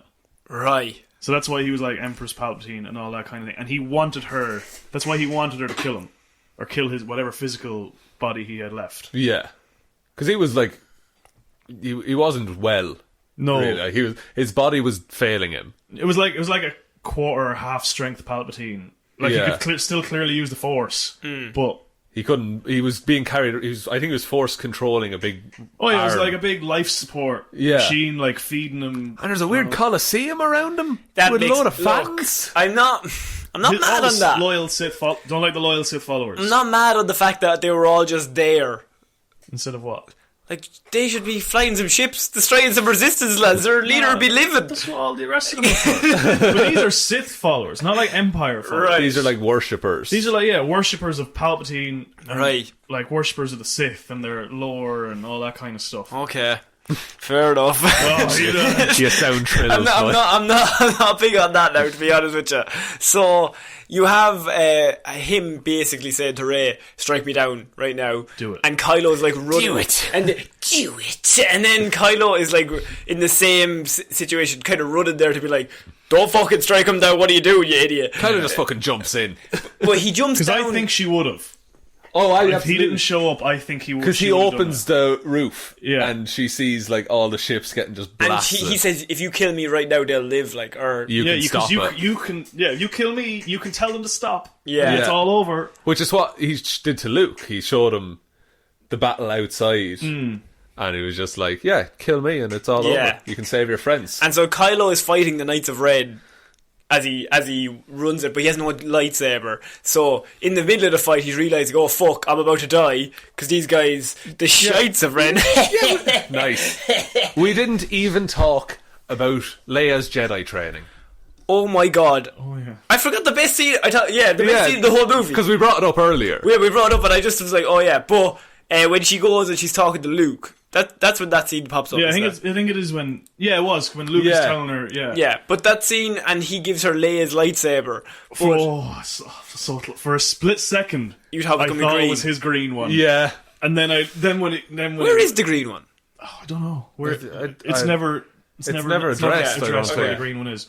But for a split second, I was like, "Oh shit, it's a green one," and then it's like, "Oh wait, no, it's not. That's not how." It Okay. is. I prefer a green lightsaber to a blue one, personally. I think I do too. Yeah. But I think it's just because we see so many blue ones that maybe the green one stands out more. Yeah. Maybe in modern times. I'm But counting on you to tell everyone about lightsaber Oh, colours. yeah, But I specifically thought this would be a thing that Yeah. I wanted to know about. but yeah, Leia's training. I thought that adds so much to that fucking character in just 30 seconds. Yeah. That you see her training because she is force sensitive, and then she decides and she realizes that, oh, if I keep doing this, bad things are going to happen. So she just stops. yeah, like she's all but completed her training. Yeah. And then she just says, nope. Yeah, I don't need that. Yeah, it's better if I don't do this. And so she becomes the general. the general Leia rather than Jedi Leia, and she's like, "Luke, you could take that. You could keep training them, Yeah. because I'm actually better over here." But I love the idea that she is just force sensitive, and we don't see it, but there's hundreds of comic books there that they could go into if they want to. Well, you do see her use the Force.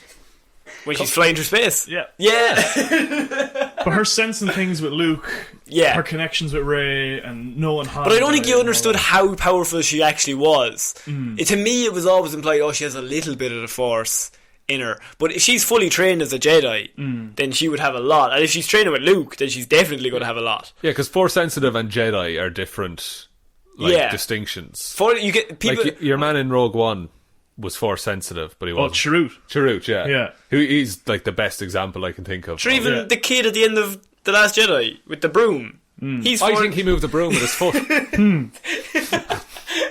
pulled the broom out of a hat. But no, Chirrut, like he kind of had a small grasp of the Force because he couldn't see, but he could see, kind of thing. Exactly, yeah. I like the idea that anyone can be Force sensitive, but you have to be trained in the Jedi. So, like, my idea was, she's Force sensitive, but she was never trained. Whereas, if she's actually trained as well, like, that adds such a deeper layer that she's, like, completely on board. So when she's training Rey, that actually, like, fills in that as well. Because you're just like, she's been trained, she knows. Imagine seeing Leia using a lightsaber. That would have been so cool!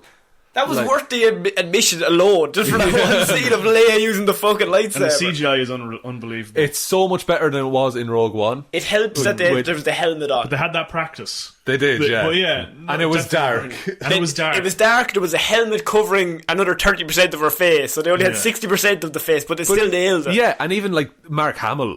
Yeah. Like young Mark He looks Hamill. the same now. He looks the same as Episode 6 Luke. Yes, like spot on. Yeah. It's so good. I think that's really, really good. So the she point was of all given she was given Leia's lightsaber. Rey has two lightsabers going into this film. And at the minute, I'm an idiot. So I was watching it going, why does she have two? Like, maybe she's going to double up or something. Maybe they have a cool thing.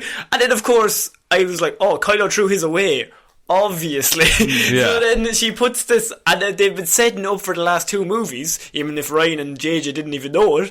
But when she puts that lightsaber behind her back, and Kylo catches it, you're just like, of course. And of he course. does the little Han Solo thing with, like, What am I gonna do?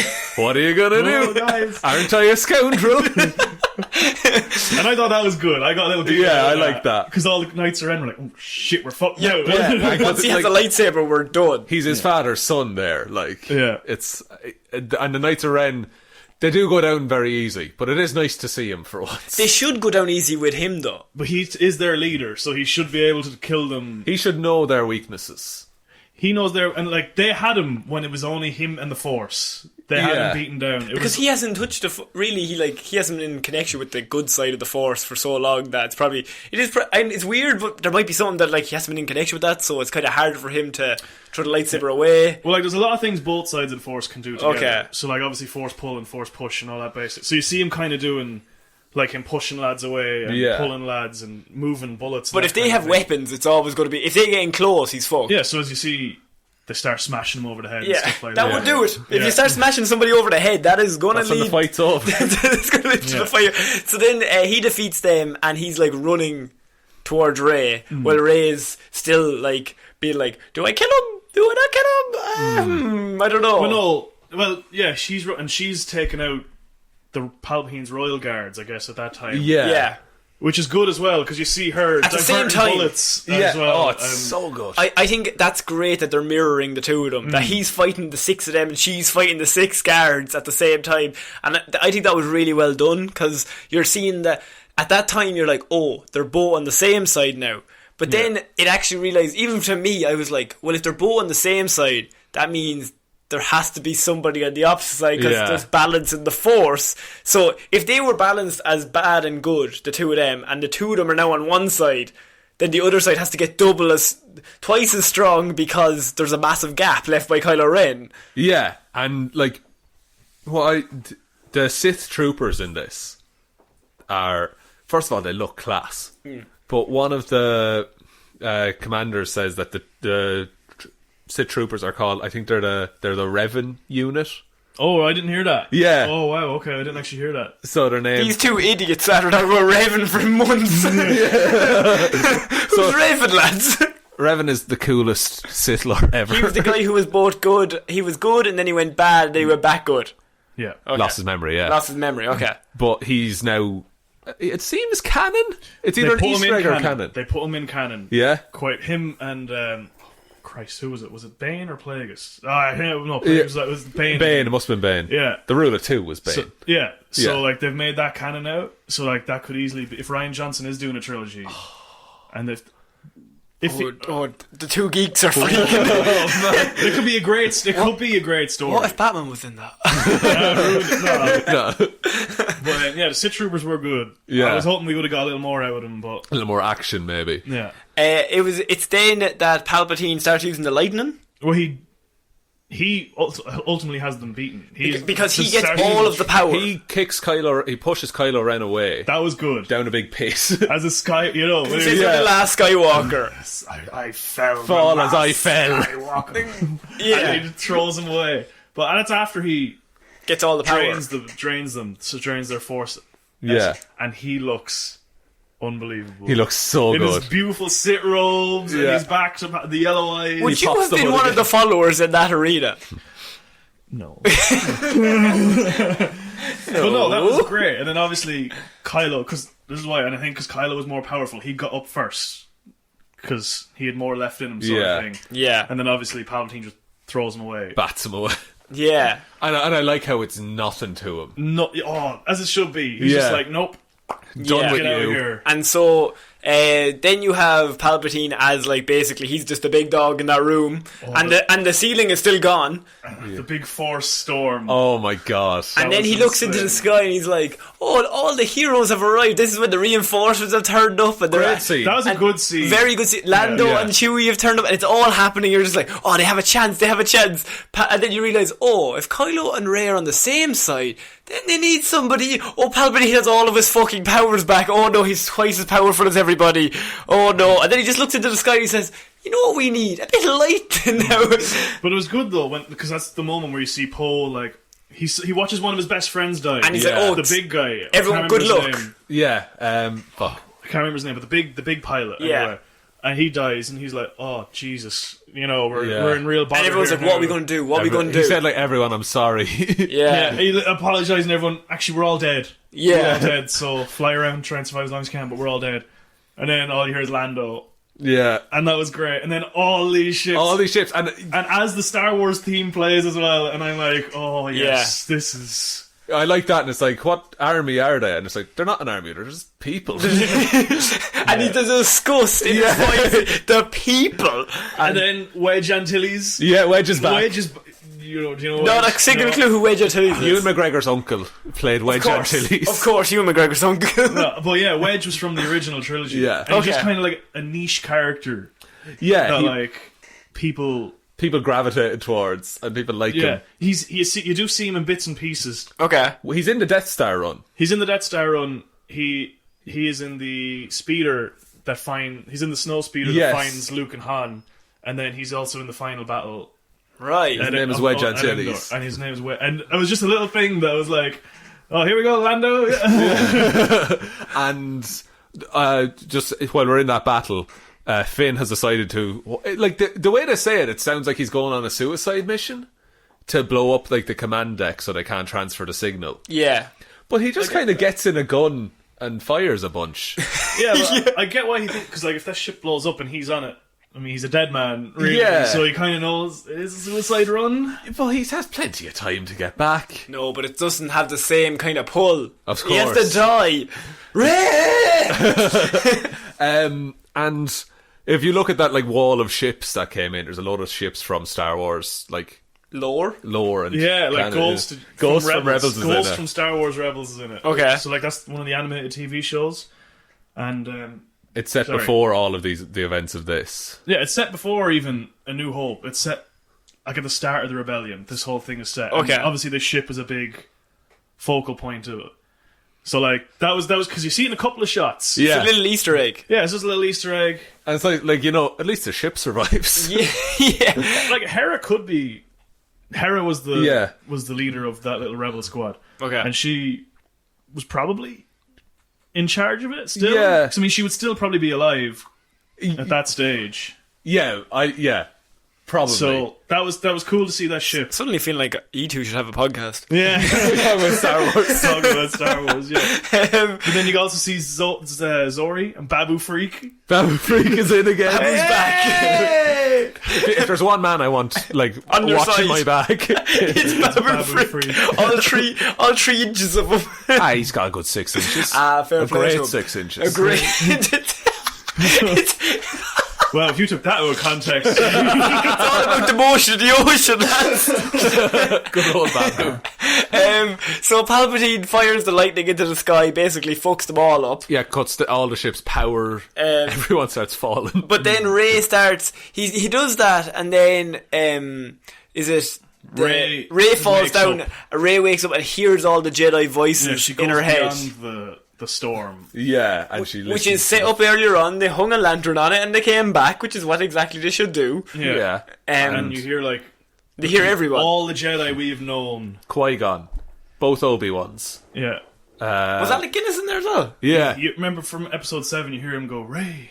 Oh yes, You hear yeah. the same Right. thing again is there. And Yoda, obviously, Mace Windu, Mace Windu, Kanan Jarrus. Kanan Jarrus, which is Yeah, too many motherfucking stakes on this motherfucking plane, Ray Kanan says. Jarrus, who is also from Rebels. Ahsoka Okay. Tano from Ahsoka Tano, Clone Wars that and was- Yeah, they Rebels. went really in depth. You think they would just keep to the same five? Yeah, but they had like stakes. Luminara Unduli, Yeah. and Plo Koon, and Kiadi Mundi, and Ayla Sakura. Like, people Absolutely love all them. Ayla Sakura, you will know, because she's the one who got shot a whole bunch. in the Oh, back. yes, with the dreadlocks. Yeah. Well, Twi'lek. Well, dreadlocks.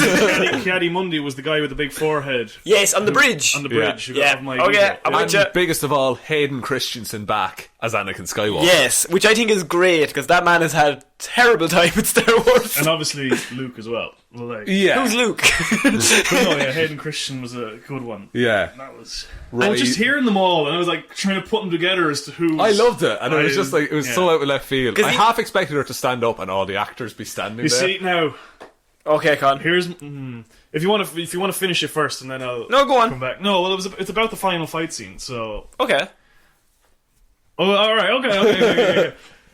This is one of the things I don't like. Yeah. Is how easily he goes down. This is literally what I'm just about to get to next. That Yeah. she stands up from that and they start fighting. He fires the lightning at her, Yeah. and she starts deflecting it with the lightsaber. Me and you were walking back we were coming out of the cinema, and we looked at each other and went, surely he would have stopped. The minute she deflects it the first time, you get out of there because you know that it's Fine bouncing until everywhere. if it starts coming back at you, then stop. But anyway, It's Voldemort thing again. Yeah, I suppose. but then I get that the idea is that all the Jedi, that she is meant to have the help of all the Jedi now that they're with her at the end. And it was nice that they all got a line, but how freaking cool it would have been if you saw them as Force Literally. ghosts. Even standing behind her as she walks forward with the X. like, so they all come out. And then, like, not even that, if she still only has the one when they all, like, start to come out. Yeah. And then you start with, like, maybe not the lesser, like, you start with, like, Qui-Gon, because he was the first who could do this. Yeah, you do it in, like, Yeah, and then you start with Chronological Qui-Gon, order. kinda, yeah. kind of like that, and you see them start to come out as Force ghosts, and I think everyone starts freaking out more and more as it comes. But the last one to come out is like Hayden Christensen, Yeah. And he stares and down the Emperor. and she's getting a little more stronger as it goes, and he's getting a little more panicked as he realizes what's happening. Oh. And then then as soon as he comes out, then she pulls out his lightsaber. And, like, he touches her on the shoulder or something as if to be that one last push. Good God. Oh my god, this is the best scene ever. It's like he puts his hand on her shoulders, like it'd be that one last push that she needs to finish the Emperor. Because, Yeah. like, that was his whole thing. And then That's the end of the nine. then that's the end the of it. trilogy of trilogies. That you have every Jedi that's been along the way in the journey. Yeah. All fuck. behind her. Because, fuck. what is it? What does Luke say? Every Jedi lives in you now. Yeah, 1,000 generations. 1,000 generations. He says that, but, like, only from Qui-Gon on could they actually become they'd be Force the only Yeah, ones ghosts. we Qui-Gon know. was the first Qui-Gon was the to first to become on become with a the Force Force. ghost. He taught Obi-Wan. He thought Yoda and Obi-Wan. And then they obviously all... He must have, like, off screen kind of Yeah. been like, Kiadi, here's how you do it. Like, some of the Jedi Masters, like, Ayla Sakura, this is... Yeah, and it could have been But as once it simple gets as... into the scrolls, then they'll all just read it or whatever. Like, he could just write it down once, and then they could all look at that. And, like, it could have been as simple as he visited them as they were dying. Yeah. It could have been a very quick, right, this is your dying now, this is how you quickly, like... Maybe it's easier if someone helps you. But Qui-Gon did it on his own. Qui-Gon was the first, yeah. That is a fucking great ending. You know that? I've just thought about that. That would be amazing. Even for me. And I'm just like, oh, fucking hell, that's great. Yeah. Because, like, I don't know why they wouldn't. Because Palpatine would freak the fuck out. The more ghosts he's seen, the more he's like, because that also implies that he's like, I'm the only family you have. I'm the only family you have. You got nobody else. And she's like, no, I've got, just because I have your name, I have all of these actually behind me. Yeah. And they're all who came before me. But now, the only reason I could think that they didn't do it. Scheduling? Well, okay. in terms of Star Wars stuff, is because it was meant to be a Sith home world. Yeah. So it's full of dark side. So, like, the light side, like, she had to go kind of beyond the Force lightning to hear their voices kind of thing. Right. Okay. So, like, I could, like, maybe their light side energy can't I think don't show doubt yourself. I think that's a very, very good ending, and leave it at that. I think Rey would be enough of a Force beacon, regardless of what side her bloodline is, that the Force could find a channel from anywhere to her. So she deflects the lightning, killing her and him. And then Ben pops back up out of Sarlacc pit. He's like, I'm way better than Boba Fett. He wipes off his both shoulders. He went, Boba's an idiot. Runs over, he's like, Ray. Heals the bitch. But then she heals him. And I was just thinking, in this whole thing where they have the big, we're going to get to the romantic side of it all now in a second, but the healing. Could they not have just gone back and forth until both of them died out of lack of energy? And a health bar system that they could have just like, I'll heal you until you die. No, I got you before I die, huh? See, I think the both of them had just like Rey was dead, right? And Kylo had just enough life left to not be dead. Okay. So I think when he transferred it, that was it. And then he becomes one with the Force when he dies. Like he vanishes. And what do you think about the romantic side of it? Because I don't even think they're a romantic pair. I just love the fact that the two of them are like just connected. I think a hug would have done. I don't care. See, I didn't have strong I wasn't repulsed by it, but I was just kind of like, okay. I think it was set up more romantically in The Last Jedi than in this one. In this one, I never felt any sort of romantic chemistry. Just that she doesn't dislike him. She's like, I know you're clearly good. Why are you being evil? Why are you doing that? But they get together. There were some people online that were like, this is the stupidest idea. Why would they kiss? Like, oh, it's so dumb. But there were a lot of people online who wanted them to get together. Exactly. Well. There's always going to be both sides of it. Yeah. Right? So I'm sure somebody in the survey said 55% kiss, 45% don't kiss. It didn't matter to me. Like the only real romance in the other movies is Anakin and Padme. Rose and Finn. And Han and Leia. Yeah. You know, but Han and Leia was always going to happen. Yes. Because Han Solo was Han Solo. And Poe Dameron has had sex with everyone. So, factor out. That scene at the end, when they're all celebrating. It's amazing. So, obviously, we've done all that. We've done the fucking serious thing. We brought balance to the Force, fuck it. Blah, blah, blah, blah, blah. They finish off the rest of the Star Destroyers. They go back to the... They're all celebrating. Woo! Ewok party. Yeah. We saw Ewoks. We see Ewoks. It's great. It's good. Okay. They're amazing. I saw the look in your face. It's good. Fine. It's you good. didn't like seeing the Ewoks. Great. I love the Ewoks. Wootini. Oh, I love them. That's Jawas. But no, when we get back to the planet or whatever, everyone's celebrating. Woo! And then Zori shows up and then Poe looks at her and we see her eyes. That is genuinely some of the best acting ever. Oscar Isaac says so much without saying a single fucking word. Gives her that look. I was just like, she's like, wanna go fuck? And she's like, nope. And he's like, okay then. Fair play to you. I'll ask you again in 15. We'll see where you are. And the most gratifying moment. Chewie getting the medal. How emotional did you get, Con?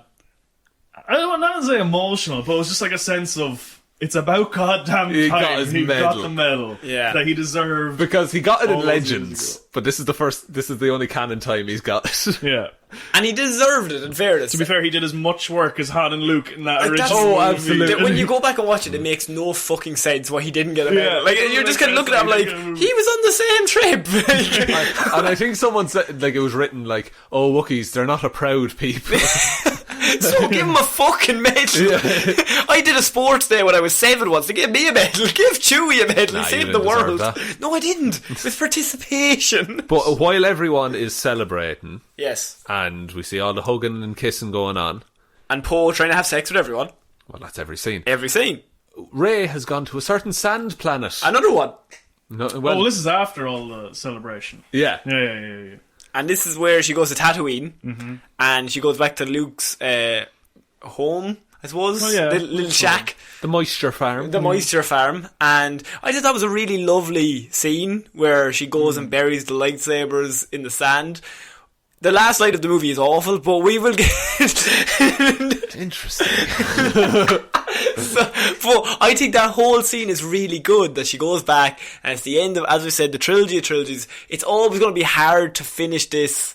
Like, you have so many loose threads that you have to tie up and you have to do your own movie. But the idea that she goes back to the moisture farm in the last scene, buries Luke and Leia's lightsabers in the sand. I like she slides down the sand, like Yes. Force Awakens. And then she just kind of looks at it, and then she takes out her own lightsaber, which is yellow or orange. Yeah. Yellow. What does that mean, Cod? Oh, do you want to get into this now? I think you round out the show. No, but let's round out the show before we get to that. Okay, so then she reveals her new lightsaber, and then an old lady's like, "Hey, you! What day is it?" And she says, "'Tis Christmas, boy." And then the old lady says, "What's your name?" And she looks into the distance. She looks back. She says, "Ray Skywalker." But a man on Twitter, a guy on Twitter had a tweet from like 3 months ago, and it was last scene of Star Wars, and she's just like, "What's your name?" Ray Star Wars. And it was very similar. I actually rolled my eyes at that line. I was so on board until that last line. I was like, you can just be Ray. Like, just say Ray of the Resistance. Ray the Jedi, Ray O'Neill, Ray Palpatine. Say something. You see, alright. See, I don't know. I wasn't fully on, but I wasn't fully off. Yeah.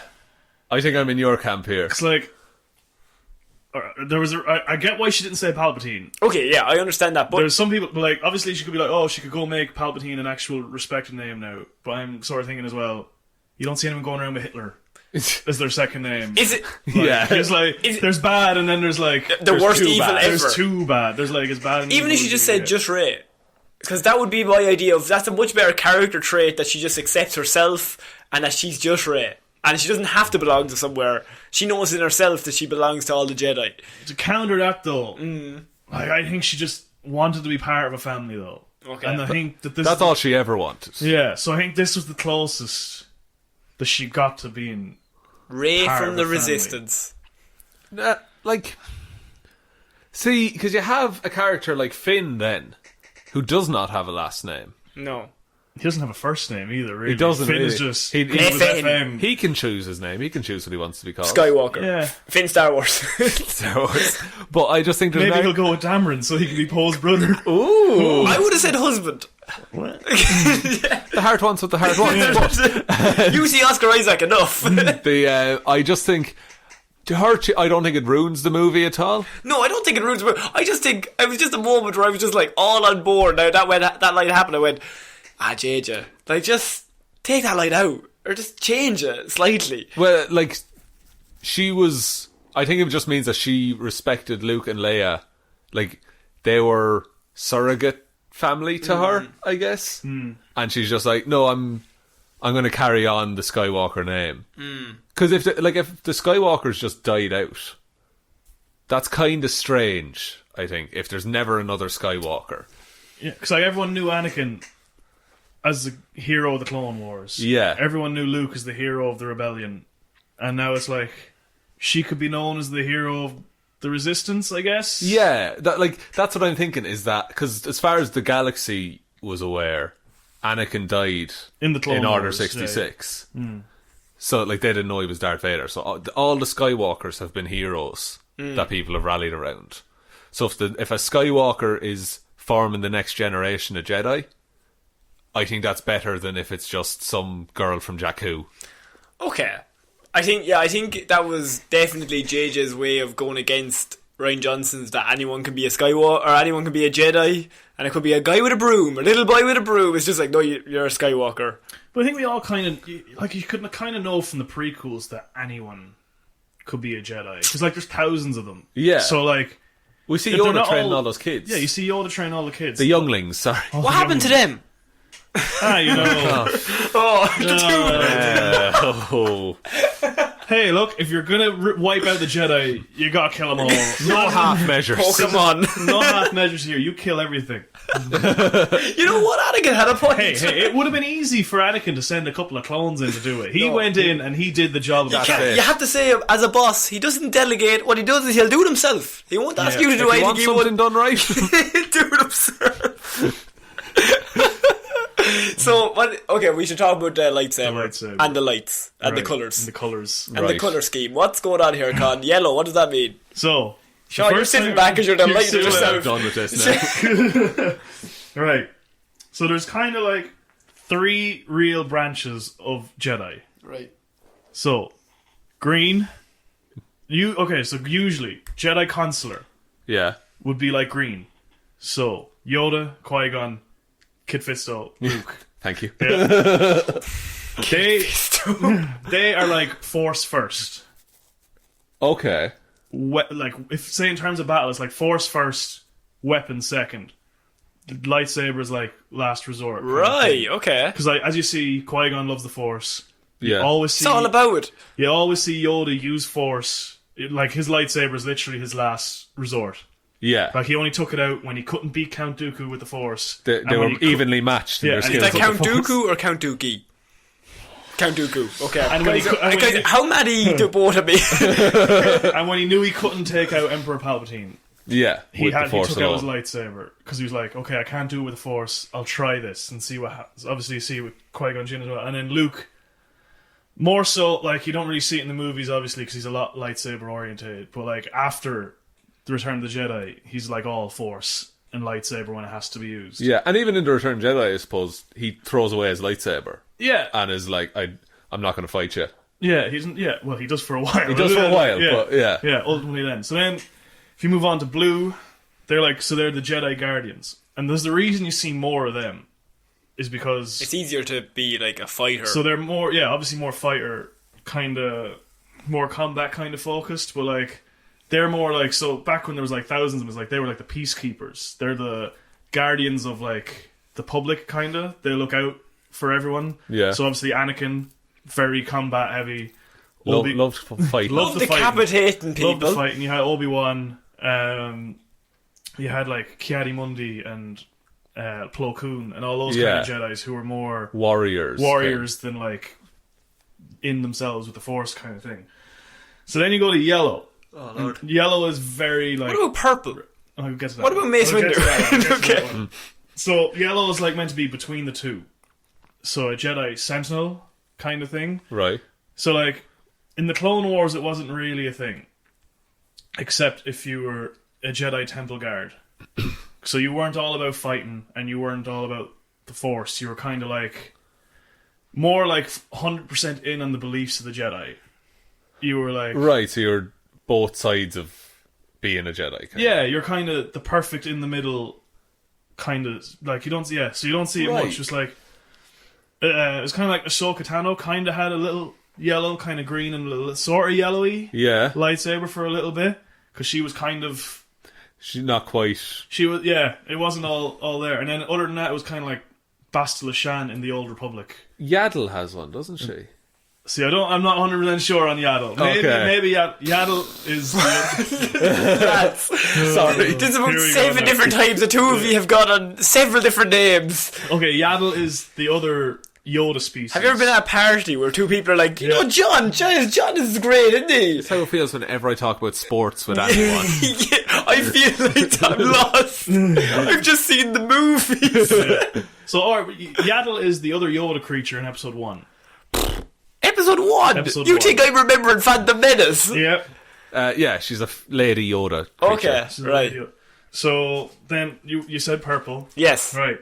So, obviously, we all know it's just because Samuel L. Jackson wanted to be different. He and just wanted his picked favourite purple. colour. He wanted to be able to pick himself out So of the crowd. obviously they made a story out of it or whatever. So and obviously they then put down to who he was. So like user of light who can harness the dark side abilities, kind of attributes and attacks, kind of when he has to. Yeah. So like blue and red, Purple.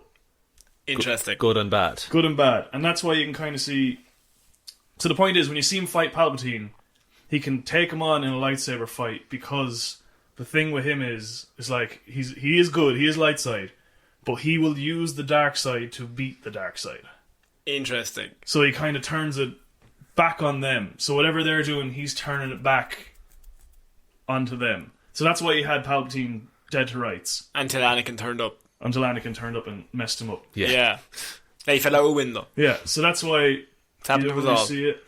That's why you don't see it really, because it was like You couldn't have everyone doing that because it's not cool not if everyone can do everybody's... that, and it's like it's very dangerous. Yeah. because like if you swing too much to the dark side, then it's trouble. Then you're on the like downhill spiral. Yeah, it's just that Mace Windu could control how dark side he got. Because he was Obviously, like, Samuel L. Jackson. because he's Sam Jack, he's the coolest motherfucker. But yeah, but like Darth Maul used the same kind of style, but Right. he was all in on the dark side. Yeah. He was like So he was fast and but brutal. he was just fast, brutal attacker, Right. but he was all in on dark That's side. really interesting. Yeah. That's really interesting. Like, and so...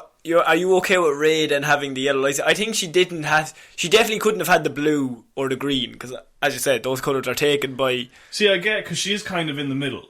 Yeah. That's her whole character trait is that she's not like goody, but she's not evil. She wants to do good, but she might do it in the wrong way sometimes. And obviously as well, like she's not all fighter, like she's not all you can see she's good at both. Yeah.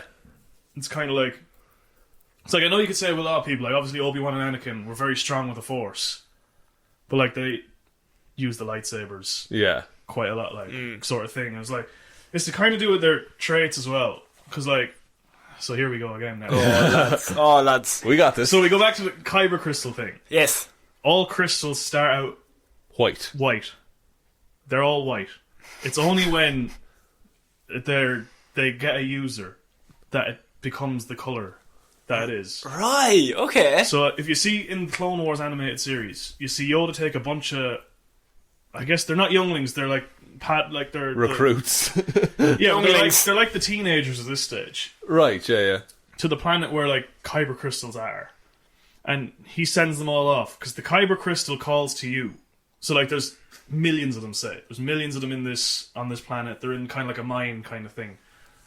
Or there's and it's like you go around and like the dark side will call you, the light side will call you, but then like there's only one crystal in there that's for you, and it'll like hum out to you when you're near it.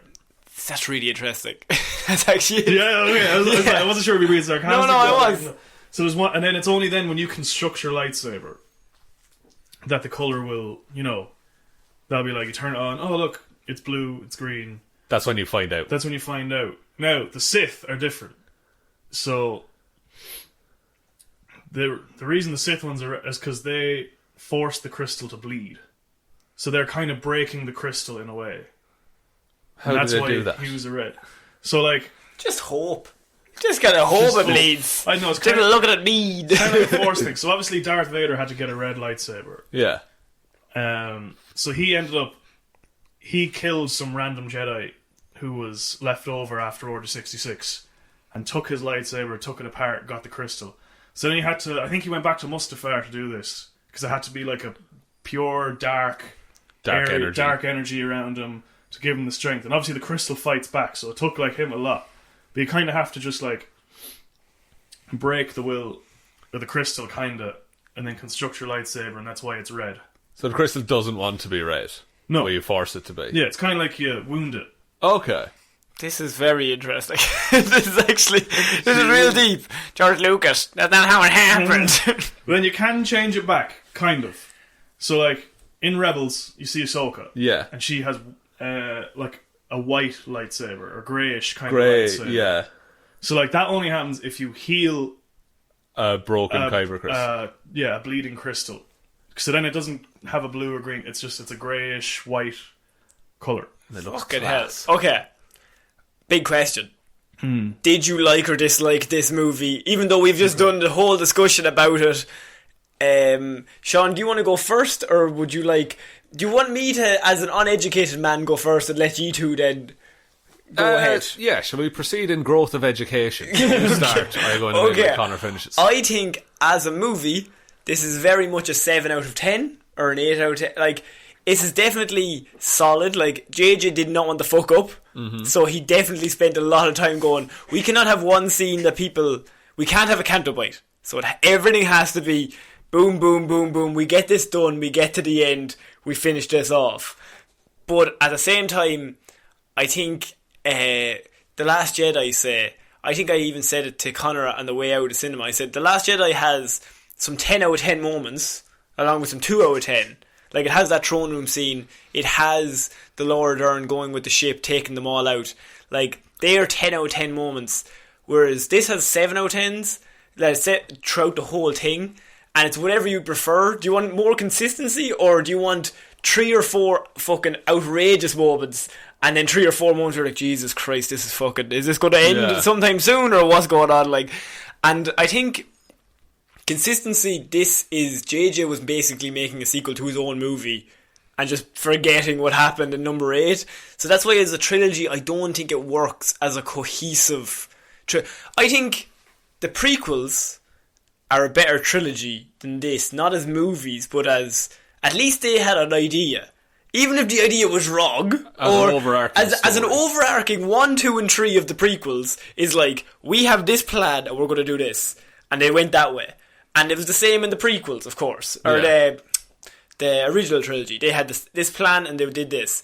Whereas in this one, I felt like they had this plan and then they had 7 other different plans going on at once. They couldn't stick to one idea throughout the 3 films. And I think that has hindered how people are going to reflect on this trilogy as opposed to the other ones. And I think that's kind of a shame, because as a cast, I love everybody in this.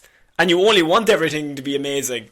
And I think as a movie, as we said at the start, as a standalone movie, I think this is a good movie. But if people think back as a trilogy, I think they're not going to think of this as fondly as they will think of the original trilogy anyway. Yeah. But probably more fondly than they think of the prequels, maybe.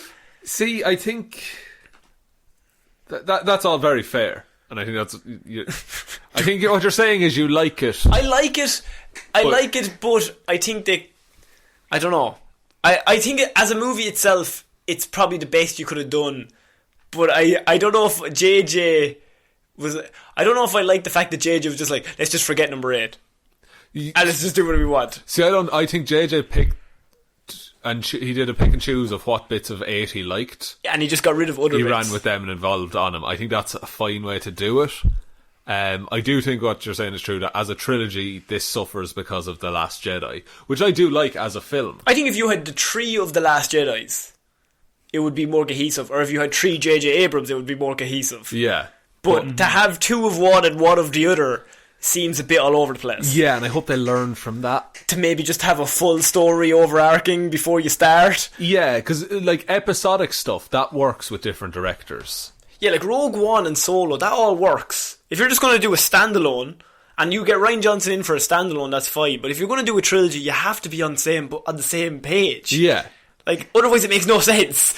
Like, this is why Marvel buying out, or like Disney owning Marvel and Star Wars, surely they should just be like, we let different directors do the same thing, but Kevin Feige says this is what we're fucking doing. Yeah. This is what we're doing in 6 movies, so you gotta stick to this principle. You can do whatever you want in that principle, but this is the principle we're going with. But, okay, well, to go with that then, I think then it must be like, I'm not blaming her the whole way, but Kathleen Kennedy has to then have a stronger say or something and be like, this is what she wants to do for the 3 movies.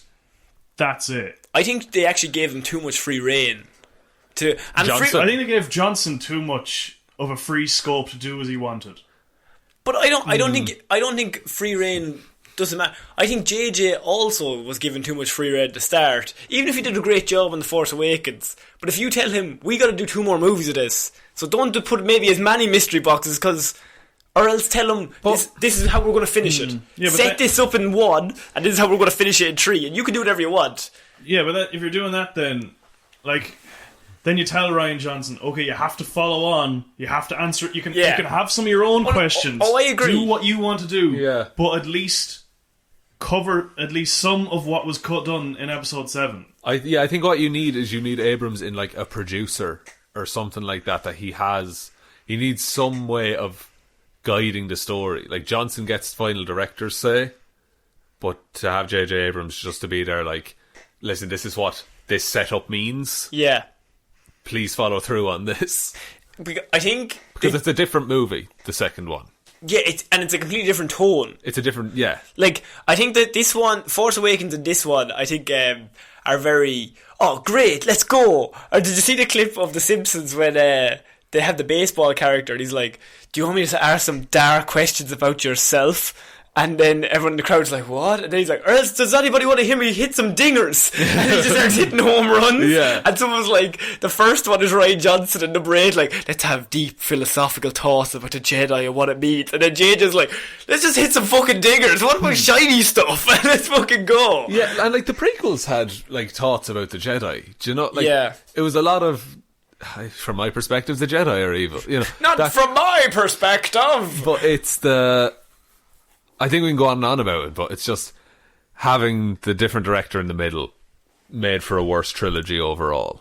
Yeah, but I think this film on its own, I really, really enjoyed. I think the film itself is a good romp. I think it's good. Yeah.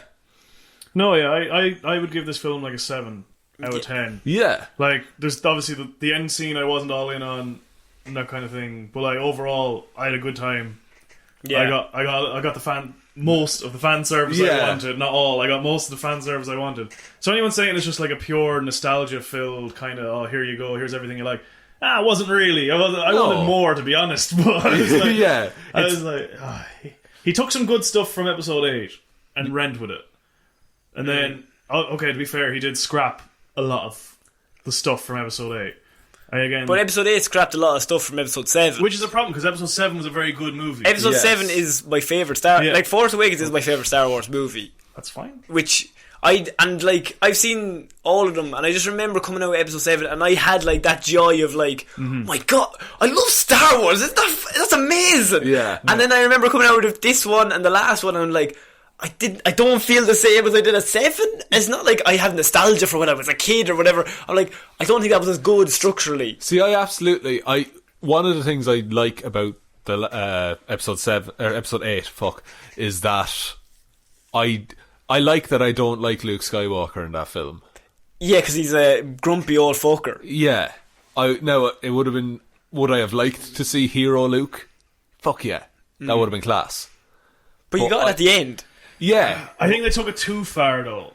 I'm okay with a little bit of sad, grumpy old man Luke, but I think they went too far in the sad, old, grumpy man Luke. Where he was just a prick. Yeah, he was, like, through the movie, that's like... I know he went through some stuff, but that's not the Luke that everyone saw in the original... even a slight bit. It's not the Luke we saw in the original. No, I actually agree. I think because you feel like that, they did the perfect amount. Because you're like the biggest Star Wars fan, and you're meant to like, what are you doing? Like, why are you so angry? You're Luke Skywalker, and he's just like, no, he's a grumpy fucker. And everyone in the crowd's like, you're Luke. You're like a god. Yeah, but there's fine. But then like, it's a Star Wars movie, so there is like. Why are you like everyone who loves Luke Skywalker they're obviously going to give out about it. Yeah, that's why I like it. Is because it's something different in a Star Wars movie. Because nobody would be expecting that. Because the safe place would be to make Luke a bit grumpy, but after a half an hour he gets over and he's fine. He wants to go back and fight for the rebellion. But see, I also want the movie where he's the hero. Like, I want both. I think you've just described Star Wars fans. See, I want them to be angry, but at the same time, I want him to be. I want them to just like slicing through everybody. I did want to see some cool old man Grandmaster Luke stuff. Yeah. Like not force projection, that was I'm on the fence with that because I really like the idea that he's so powerful he can project himself across the galaxy once, and everyone's like thinks he's there. Kylo's convinced he's there. Yeah, but like I would have loved it if he just turns up and like makes a fool out of Kylo Ren in front of the rest of the First Order. Oh, I want him to get his ass handed to him. And Luke doesn't even ignite his lightsaber; he's just tripping him up. Yeah, like, he's just like a red bullet, like a bullet or red piece of cloth. Like, ooh, yeah, and just see him do some more cool stuff, I guess. Because like you kind of see him do. Obviously, he's doing these kind of flippy little bits around in his force projection thing. Yeah. Like, it was actually him there doing it, and then... See, obviously what we're doing now is, like, you can't talk about this movie without talking about the trilogy as a whole. Yeah. But at the same time, as a movie itself, I think we were all, like, pleased with how it went. If you disregard some of the plot points that kind of don't really make much sense if you follow the three of them, just as we said, if you walked into this movie and this was your movie, the only movie you'd seen, you'd be like, "I'm fucking good. Palpatine was evil and they fucking destroyed him. Fucking good stuff." If you watch this movie and just assume that Luke was always a hero, it doesn't change. Yeah. No. Like, you can still have the episode 8 of your dreams that you wanted and watch this movie. Yeah. I think a lot of this movie would have been a good lead up to a finale. Like, there's a lot of stuff in this movie that I would have been like... So, like, we have the whole big hour and a half, maybe, of them trying to find a Sith Wayfinder and find out stuff. A lot of that would have been a great build. Obviously, with episode 8. Yeah, well, and with some of the other stuff as well. Like, some of this movie felt like a part 1 of 2. Well, that's because I feel like JJ was literally... This was the sequel he was going to do anyway. And now it's just all one movie. And then he just put it all... He just put his 8 and 9 into the same movie. Yeah, kind of. But obviously he would have... I'd say JJ would have left Snoke as a big bad. I think so too. He wouldn't have brought Palpatine in only for the fact... Yeah. That they now needed a big bad. Because I don't think he felt Kylo Ren was... Even though Kylo Ren was the most... He's too sympathetic. Yeah, and he is the most interesting, but I think, the safe option is to have a big bad that you can just, at the very end, you defeat in a big battle in a big throne room. Yeah, because it's a space opera. Because it's a space opera and you gotta have it. But I think you're right, Palpatine was never in this movie, really. He was never meant to be in the movie. I don't think so. Until Rian Johnson got rid of Snoke, and then they're like, oh... Fuck. We don't have anybody to fight. Even if you have that scene with Snoke in 9 instead of 8, where Kylo changes at the last minute, that's how he turns and he chops Snoke in 2. Like, it's the same scene, but you just moved one movie ahead. Yeah. Whereas that's not really a number 8, because once you do that, it's like, wow, it's really cool. But then you're like, oh, we have a whole other 2.5 hours to fill here. Also, before we finish up, I also want to say this movie just straight up looks different. Like the camera work, the effect, everything looks a lot more fantastical. Whereas, popcorn. Yeah, Last Jedi was very, like, you would never see someone cut in half like Snoke was in the J.J. Abrams ones, I feel. I think that's because I think J.J. has a lot more experience doing like big Hollywood, like popcorn. Yeah. Whereas Rian Johnson wanted to make, like, this is his big moment. He's going to make like a really artsy Star Wars movie and make it real cool.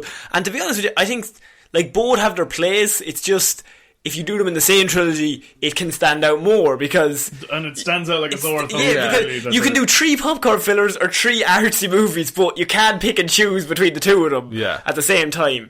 I think we've been talking for longer than the movie actually is, so I feel like we should wrap this up. That's fair. At this stage. Fair enough. But, I mean, how our review is... Go see it, because it's good. It's good. It's good. Solid just forget the rest of the stuff. just be like, Palpatine's evil, and go in like that, and then be fine with it. Yeah, like it's a grand finish to the whole thing. It's like, it's not near the top of my list of Star Wars movies it's ever. No episode 2. It's no episode 3. Episode 3. Episode 2 is the worst. We leave episode 2 alone. There's some great stuff in episode 2. I hate episode 2. There's some great stuff in episode 2. I hate sand. It's coarse and He's not wrong. I'm fed up saying this to you. Is he wrong? Do you like sand? Sand is the worst. Does sand actually get everywhere? Yes, it does. Oh, lads. Is it coarse? Yes, it is. Oh, no, to be honest with you, you're right. Yeah. Why can't we live in a society where one man rules instead of the government? You sit in a grass field. Alright, there's some poor lines. Anything with Obi-Wan is gold. In episode 2, everything with Obi-Wan is great. When he doesn't buy those death sticks. Oh, man. That's amazing. Let's do a review of episode 2. Not right now. Do you want to take us out, Sean? Yeah, thanks everyone very much for listening to this very special, very long episode of Movie Mondays. We'll be back on Wednesday with an episode of Weird News Wednesday, Friday with Hero or Zero, and next Monday with another episode of Movie Mondays.